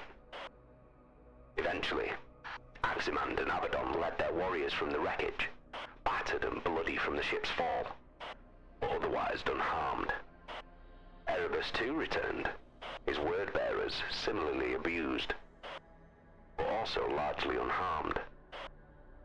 There was still no sign of Cedere's men, or the War Master. "We're going back in there for the War Master," said Abaddon. "I'll lead." Loken was about to protest, but nodded as he saw the unshakable resolve in Hezekiah's face. "We'll all go," he said. They found Luke Cedere and his men trapped in one of the lower decks, hemmed in by fallen bulkheads and tons of debris. It took the better part of an hour to move enough of it to grant Luke's assaulters their freedom. On pulling Cedere from his prison, all he could say was, "They were here. Monsters with one eye. Came out of nowhere, but we killed them. All of them. Now they're gone." Luke had suffered casualties. 7 of his men were dead, and his perpetual grin was replaced by a vengeful expression that reminded Loken of a defiant young boy's. Black, stinking residue coated the walls. And Cedere had a haunted look to him that Loken did not like at all. It reminded him of Euphrates Keeler in the moments after the warp thing that had taken Jubal almost killed her. With Cedere and his warriors in tow, the Mournival pressed on with Loken leading the way, finding signs of battle scarred throughout the ship, altar impacts and shortcuts that led inexorably towards the ship's bridge. "Loken," whispered Aximand, "I fear what we may find ahead. You should prepare yourself." "No," said Loken. "I know what you're suggesting, but I won't think of that. I can't. We have to be prepared for the worst." "No," said Loken, louder than he had intended. "We would know if..." "If what?" asked Targadin.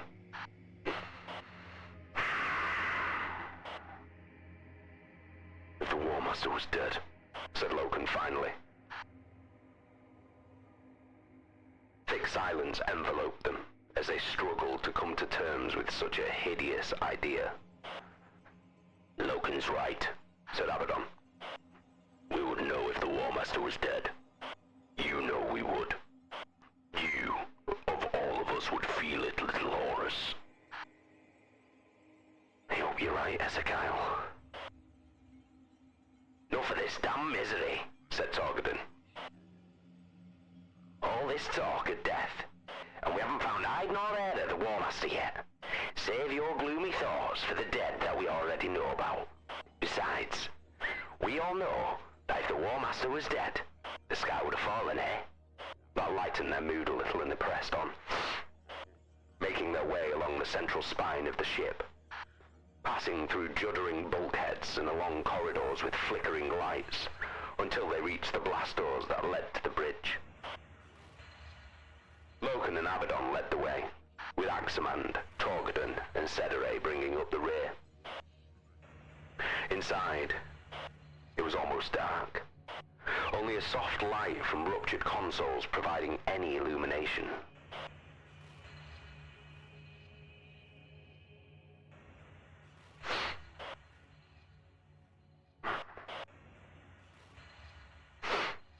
The War Master sat with his back to them, his glorious plate armor dented and filthy, cradling something vast and bloated in his lap. Loken drew level with the War Master, grimacing as he saw a grotesquely swollen human head in his commander's lap. A great puncture wound pierced the War Master's breastplate, and a bloody stab wound on his shoulder leaked blood down the armor of his arm. "Sir," said Loken, "are you all right?" The War Master didn't answer, instead cradling the head of what Loken could only assume was Yugen Temba. His bulk was immense, and Loken wondered how such a monstrously fat creature could have possibly have moved under his own strength. The Mournival joined Loken, shocked and horrified at the War Master's appearance, and at this terrible place. They looked at one another with a growing unease, none quite knowing what to make of this bizarre scene. "Sir," said Aximand, kneeling before the weeping War Master. "I failed him," said Horus. "I failed them all. I should have listened, but I didn't. And now they're all dead.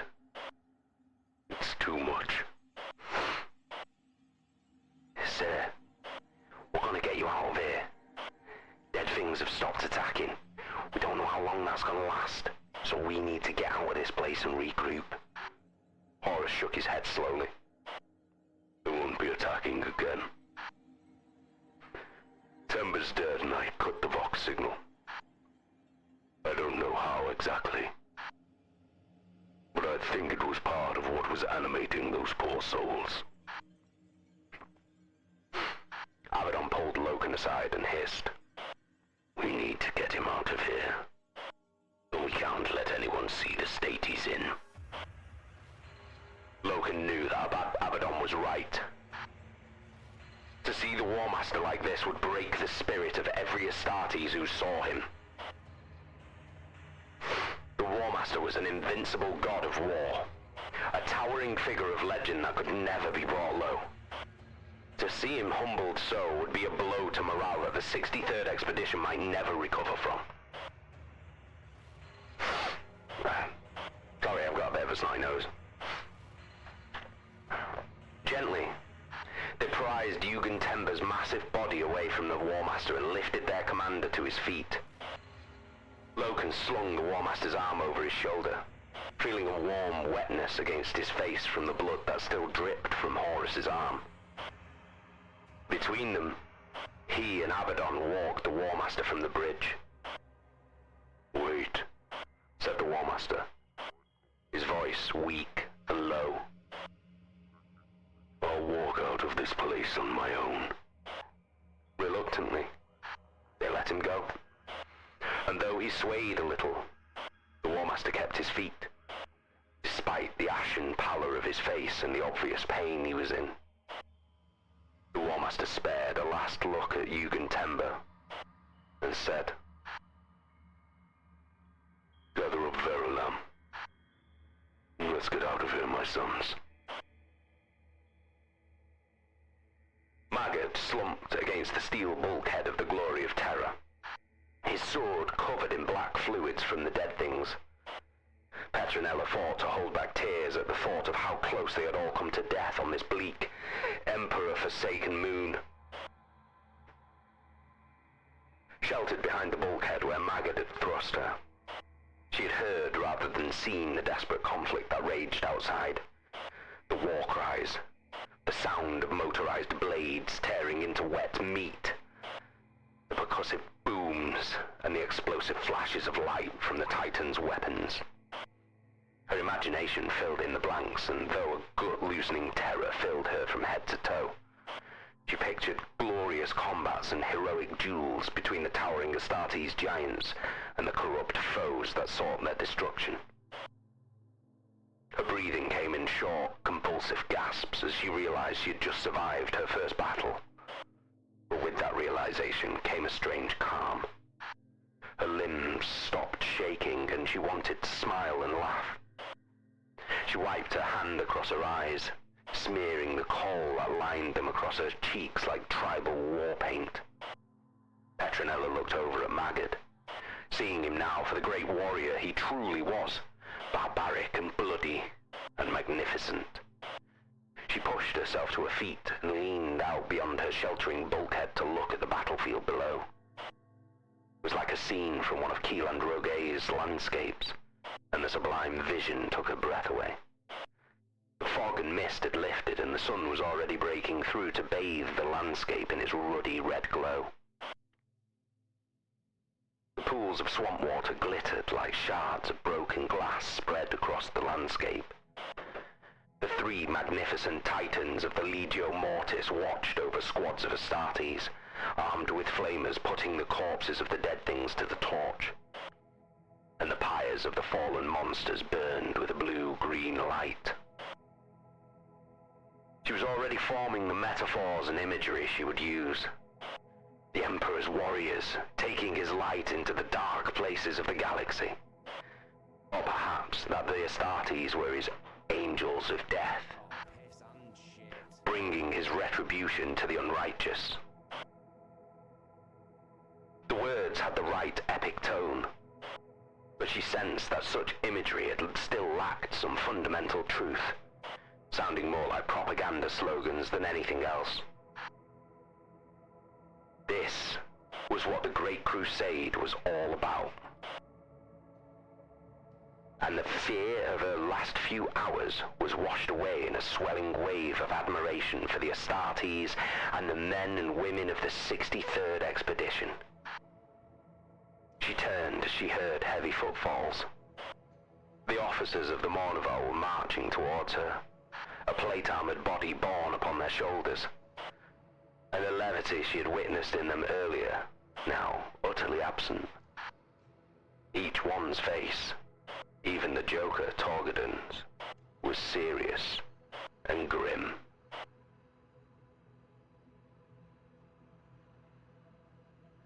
The cloaked figure of the War Master himself followed behind them, and she was shocked rigid at his beaten appearance. His armor was torn and gashed with foulness, and blood spatters matted his face and arm. "What happened?" she asked as Captain Locum passed her. "Whose body is that?" "Be silent," he snapped, "and be gone."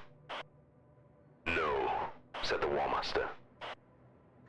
"She's my documentarist. And if that is to mean anything, then she must see us at our worst as well as our best." "Sir," began Abaddon, but Horus cut him off. "I'll not be argued with this, on this Ezekiel. She comes with us." Petronella felt her heart leap at this inclusion, and fell into step with the War Master's party as they began their descent to the ground. "The body is of that of Verulam Moy, captain of my 19th Company," said Horus, his voice weary and filled with pain. "He fell in the line of duty, and he will be honored as such." "You have my deepest sorrows, my lord," said Petronella, her heart aching to see the War Master in such pain. "Was it Dugan Tember?"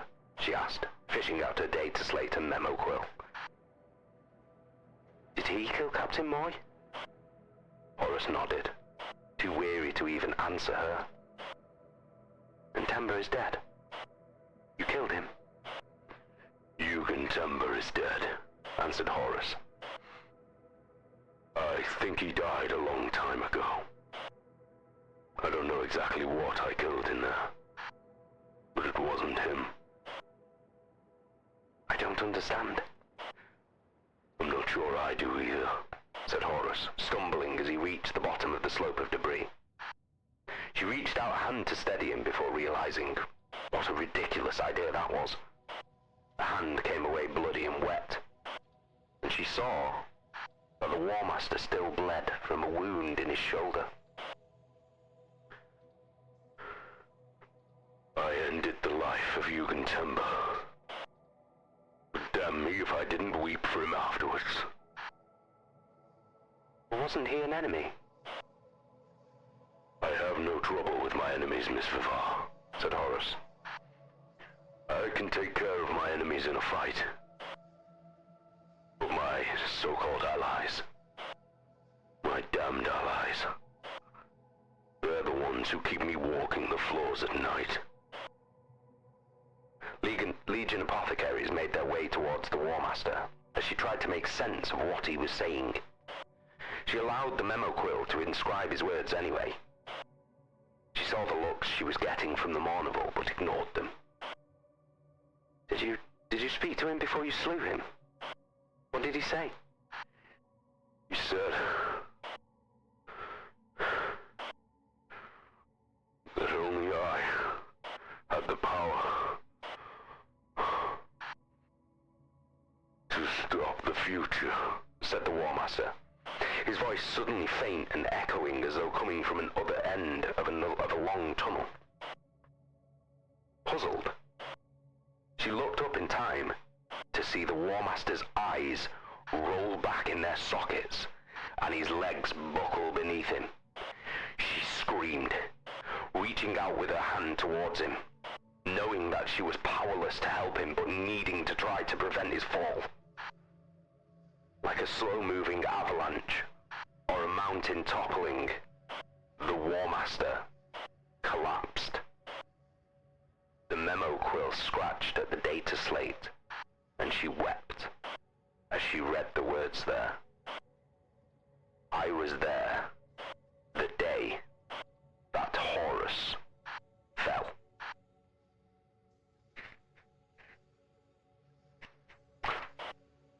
And you know what? I'm gonna leave it there.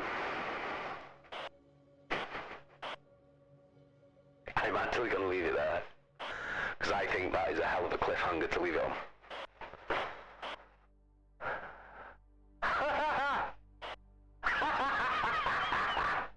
I'm gonna leave it right there. I'm not gonna read another word until next week. I'm gonna leave you with that. Fucking hell. What do you think of that? To be fair, I am, like as Black Moon pointed out before, I am very, very tired. But I do want to leave it there, just because that is like, that is like the best cliffhanger I could leave it on.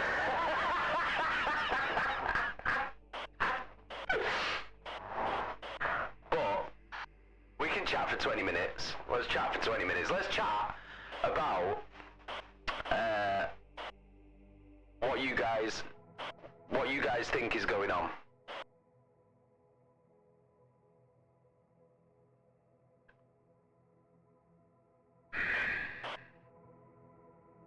Now let's turn the old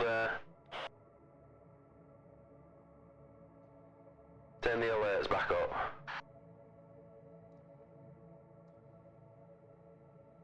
Gosh. Yeah, let's chat about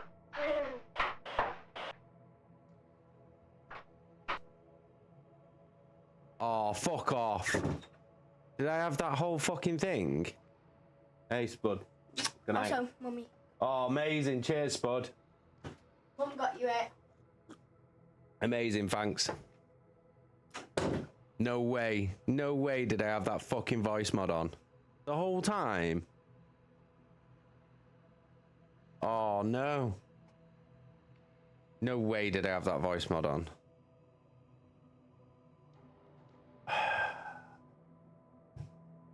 That's so fucking annoying. The whole time. That's well annoying. When did I even click that? That's bare annoying. What a bag of shit. Well, that's stupid. Ah, well. Ah, well.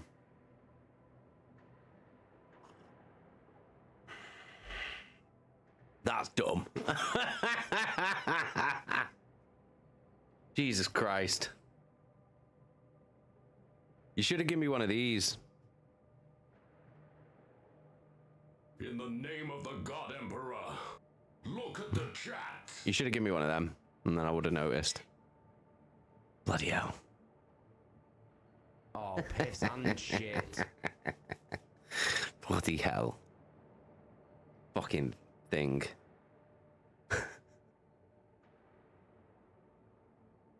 What an idiot. Right. Well, me being a fucking knobhead aside and leaving that on. Let's chat for 20 minutes about what's just happened, because loads has happened. Shazari, it made sense in dialogue, but you went off with it in narration, so it threw me off. Then I figured you forgot. I didn't even know it was on.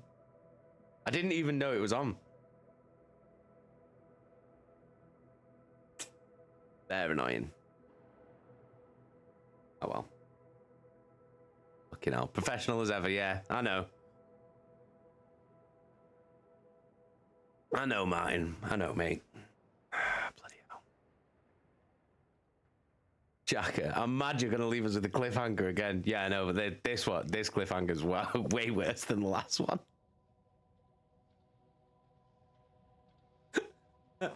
I knew what chapter we were reading tonight as well, and I was like, I'm only reading this one chapter because I know what happens at the end of it. Chaka, wouldn't be a boomer stream if you don't do these things. Yeah, I suppose. Bloody hell. Eggy, Horus is about to fucking die. Yeah. Well, let's talk about what we know has happened. Okay, so we know that the blade that was stolen from the Interrex was called an anatheme blade. And they explained it.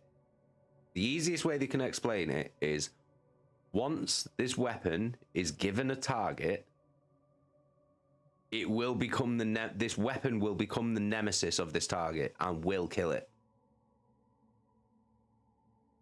And the way that they explained that was it was basically the easiest way to say it is it's like a curse. So that's what we know about that weapon. And what we know about the weapon was it was stolen from the Interrex. We don't know who stole it, but we do know that Erebus had it and hid it. And then Erebus convinces Horus to go to this moon himself and confront Yugen Temba. Then when Horus gets there, he finds Yugen Temba, and Yugen Temba has a blade with a specific description, which he whispered the name, the War Master Horus, to the blade, and then managed to stab Horus in the shoulder. So this is where we're at. Horus has then obviously defeated Yugen Temba, but he's only been stabbed in the shoulder, so, and he's a Primarch. I mean, the Space Marine could shake that wound off and self-heal it, and he's a Primarch. Guy's basically a walking demigod, so getting stabbed in the shoulder shouldn't be an issue. But then he gets out of the ship, manages to get himself out of the ship and then collapses. A Primarch collapses.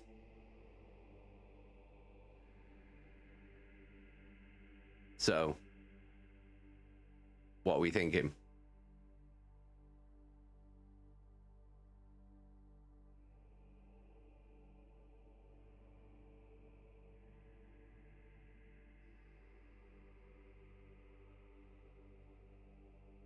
Eggy, Horus saw some shit he absolutely was not supposed to. Chaka, so Horus just got cursed. Well, they said that the blade is like a cursed blade. They said that's the easiest way to explain it because they don't actually know how it works. But basically, when that blade is given a target, so for example, like whispering a name to it, then that weapon becomes, it will kill the target. It's a curse, basically. So I guess the curse would be saying the name to the blade would be cursing, would be doing the curse. That would be the curse.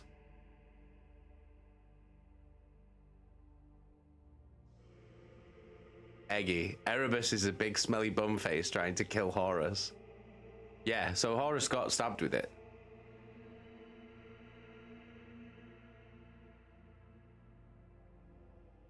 Yeah. Chaka, I'm thinking you're mean for making us wait. I know, but that's the beauty of it, though, isn't it? Can't just read the next chapter. Do you know what I mean? I want this. I want everything that's happened. I want to give you time to think about what's actually happened.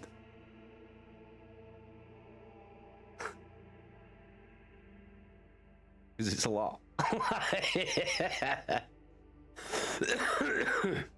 Eggy, can I steal this blade and whisper the name of my manager to it? Guess so. It'd work, wouldn't it? Maybe we could make like a cursed sausage, an anathema sausage, and just be like, manager. And then the sausage just fucks off, kills someone in some bizarre sausage-related fashion. Oh, I can't believe that fucking voice mod was on. So annoying. That's well annoying. Proper annoying, that. That's proper annoyed me.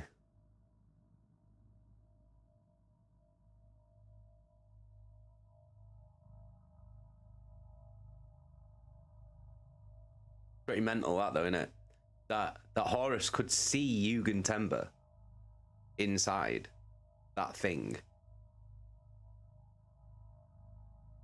Shizaru, does it bend the will of the user? Why can't they just drop the blade? It's not the blade. The blade isn't what. The blade isn't why Yugen Temba is the way that was the way that he was.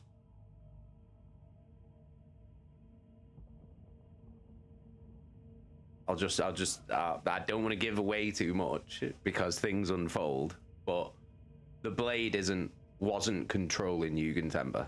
That's not what the blade does. The blade's a tool. The blade is what the blade is. It's a tool. So Yugen was doing that because he made a choice to do that. That's the thing. He made a choice.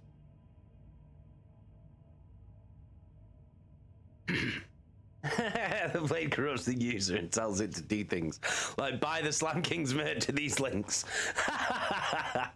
Amazing. Yeah, so Shizaru, yeah, the blade wasn't controlling Temba. The blade is just a blade.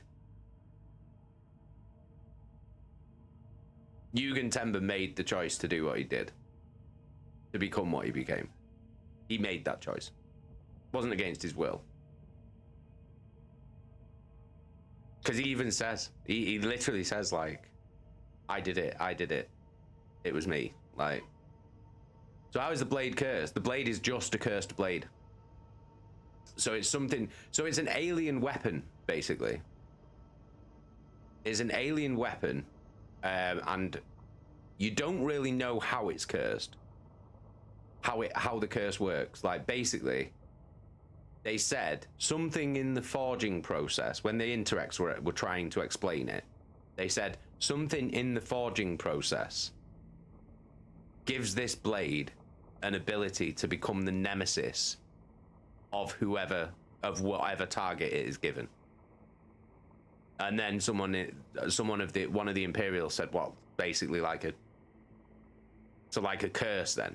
And the Interrex said, "Yeah, kind of. That's the best way that's the easiest way of explaining it. It works kind of like a curse." So basically, all you have to do is what Yugen Temba did. Hold the blade, say the name of your target, and then it will kill that target. That is the curse of that blade.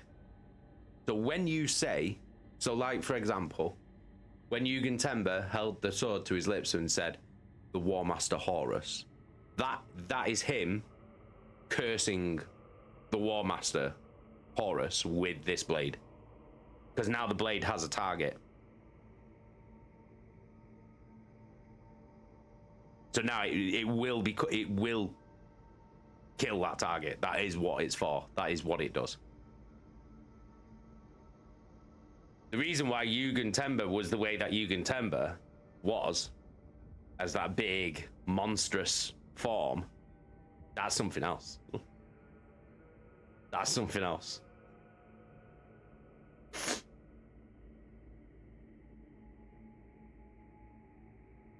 That's something else entirely. But that's a choice he made.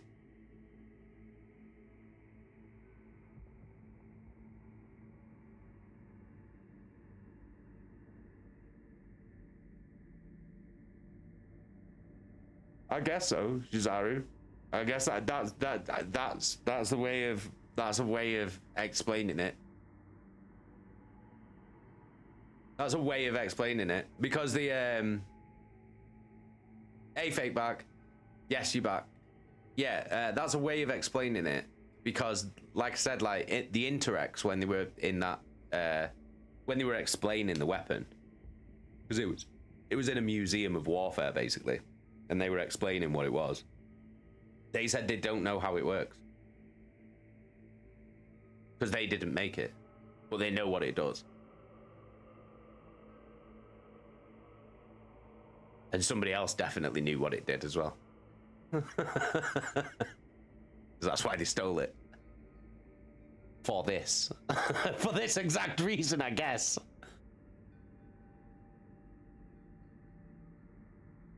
Chaka, so you didn't read the third book, so that will be new for you too if we choose to continue with that. I know what happens. I know the whole story, but I haven't read the third book, but I do know what happens. Because obviously I'm obsessed with Warhammer, so I know the entire story. But I haven't read it. But I know exactly what happens. I know all of it. I know everything.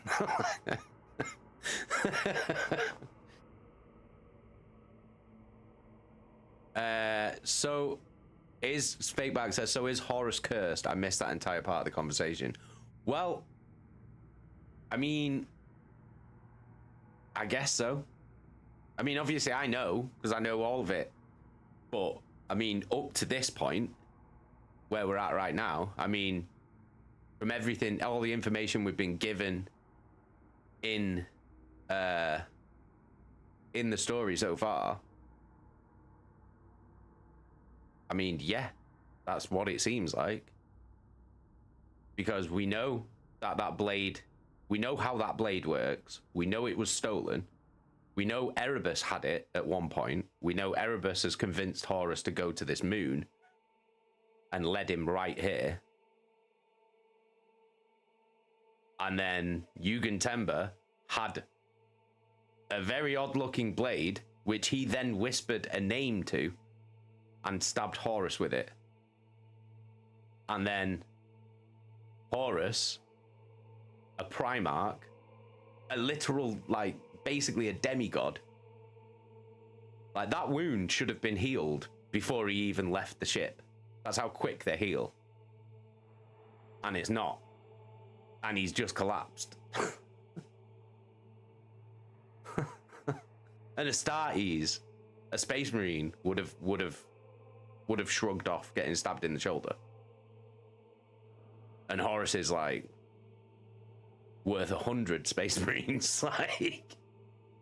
So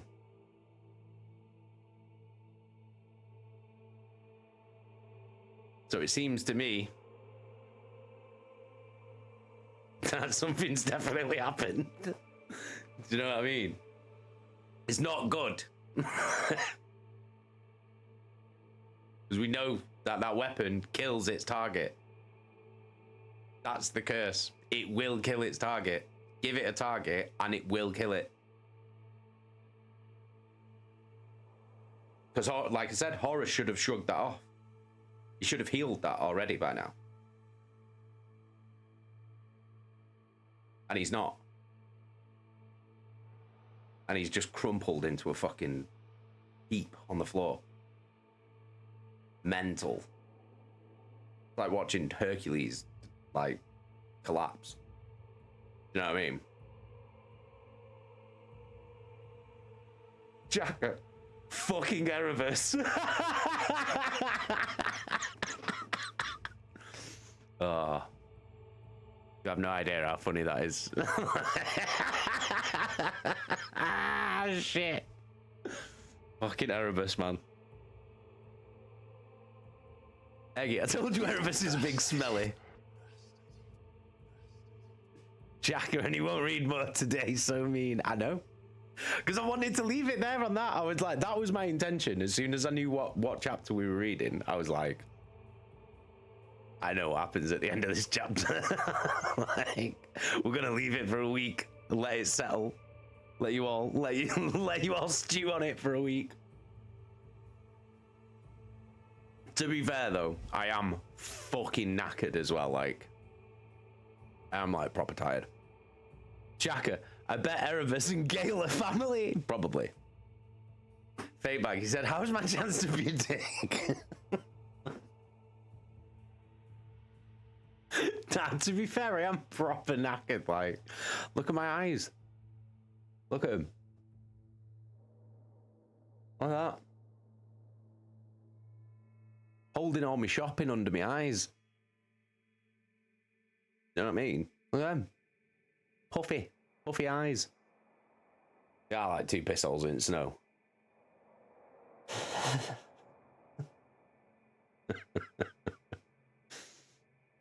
Oh. Eggy, Jason, if you stay up till stupid o'clock again, I'll just say to you, Megan, I could set Jacker on you. I won't. I'll be in bed in an hour, I reckon. I am like proper tired. And I slept on the floor in the living room last night. Because both the kids wanted to come down and watch WrestleMania. So I put an old WrestleMania on in the living room. Scarlett's on one couch. Sprawled out, lay on the couch. Blanket on and everything. Loki, 4 foot nothing Loki. Not even 4 foot. Like 3.5 foot. Sprawled across the other big couch. Blanket. Living life. And I'm just like, oh right, you all comfortable there, yeah? Yeah, oh cool, right, I'll just post up on the floor then for a little bit, shall I? And then watching WrestleMania for like an hour. And then, yeah, after about an hour, they stopped talking. And I'm like, you haven't spoke for about 10 minutes. I looked around, both asleep. They're both asleep. Like, spread across both couches. And I'm just like, oh, sick. So I'm just sat here now, watching WrestleMania 29 on my own, while you two have hogged both the couches. And then I ended up falling asleep on the floor. So I had a floor sleep last night, and it wasn't the most comfortable. So, and then I woke up at like 8 o'clock. Yeah. Jackamania, stop caffeine drink at 8, then you boob. Yeah, I mean, well, yeah, there is that. There is that. I could get decaf tea. But is it the same though? That's a real question, right?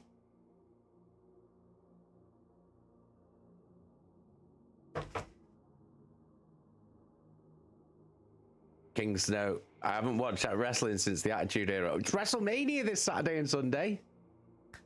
It's all on Netflix.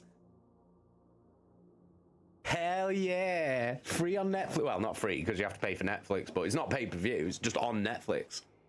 So if you have Netflix, you can just watch it. Like, it's well good. You just watch it live. Sick. Can't wait till WrestleMania.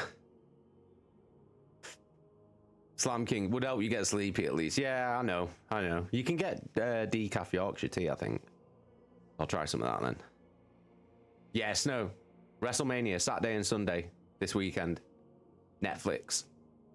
It's going to be fucking well good. I can't wait. I can't wait.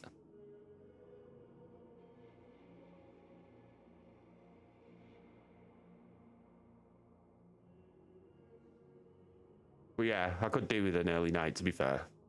Especially if I'm going to be staying up watching WrestleMania this weekend. Which I am going to. Because it's WrestleMania. There's only certain wrestling events that I'll stay up and watch live. WrestleMania, Royal Rumble, SummerSlam. They're the main ones, really. They're the 3 that I'll definitely stay up. The others, if I'm awake, I'll watch them live. If not, I'll watch them in the morning. But WrestleMania, Royal Rumble, and SummerSlam. I've got to watch that live. Got to.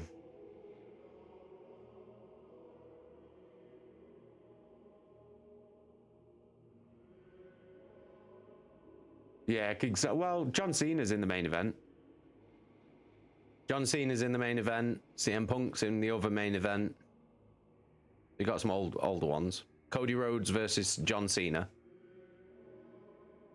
is the main event, and Seth Rollins, Roman Reigns, and CM Punk is the other main event.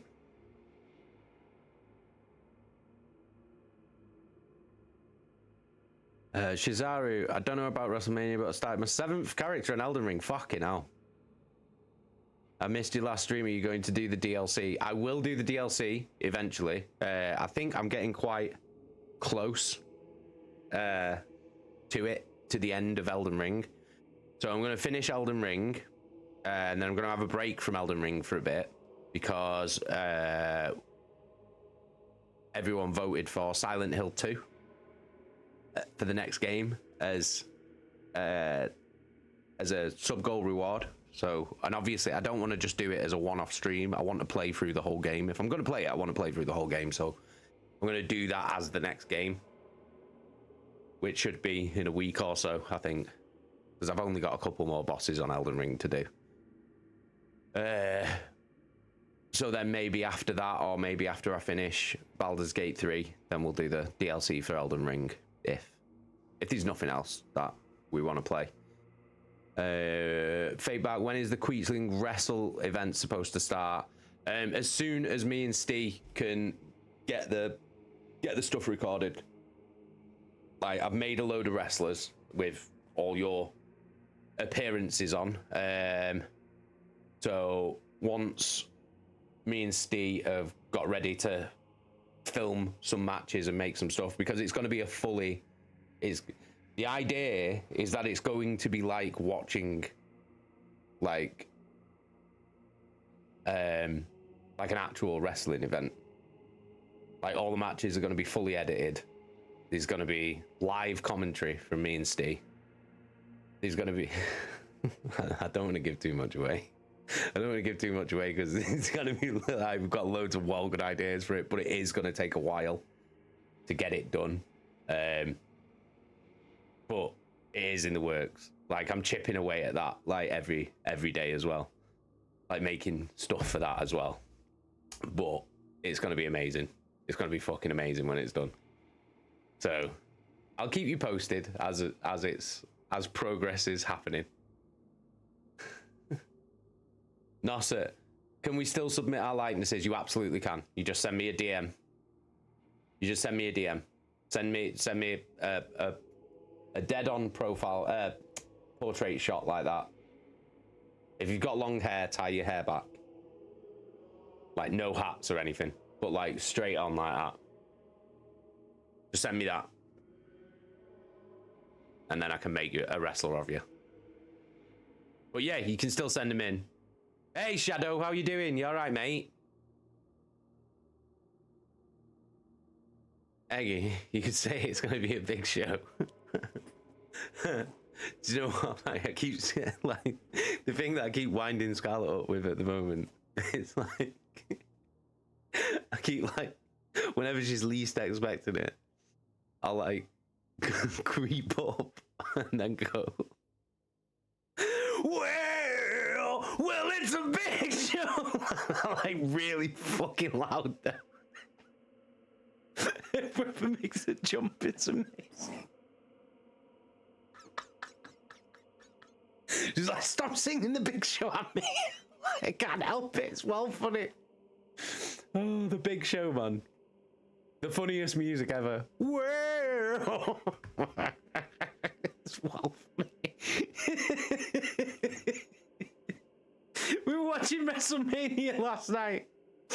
And the fucking Big Show comes out and the music comes on and she just goes, oh, for God's sake.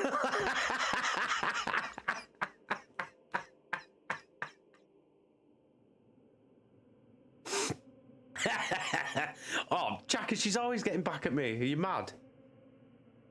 She's always getting back at me. Don't you worry about that. It's well funny. Oh. Amazing. Probably heard that outside your room now and jump. Probably, yeah.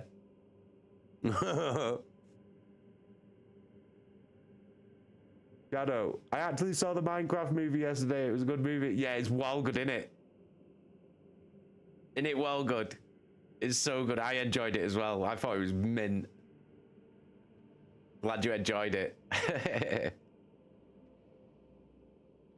What do you think of the cinema? How did you enjoy that?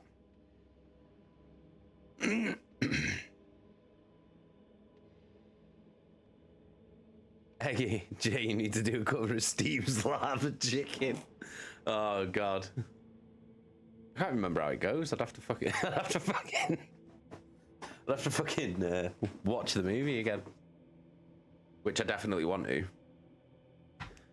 Not gonna be as good. Like, not watching it in the cinema though. Do you know what I mean? Watching it at home, it's not gonna be as good.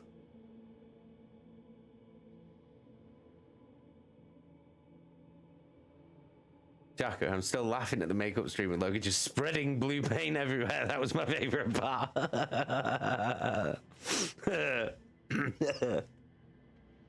Oh, it was funny, that stream. In Loki.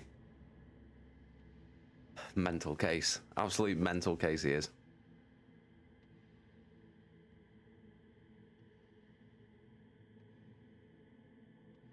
Oh my god. Oh. Well, congratulations again to Shizaru on winning our little geezer here. Make sure you get on Discord, Shizaru, and send me details, because I won't be able to send it you if you don't.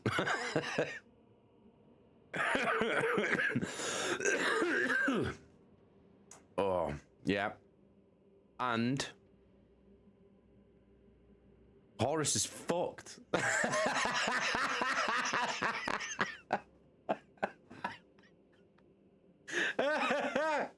Horus is up shit creek with no paddle. By the fucking looks of things. Not good.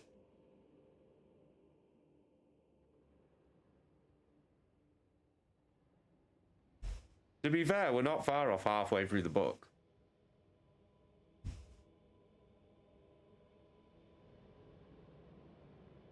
Oh, Shadow, ignore Queechy Bot. He swears a lot. He's out of pocket, Queechy Bot. Just ignore him, Shadow.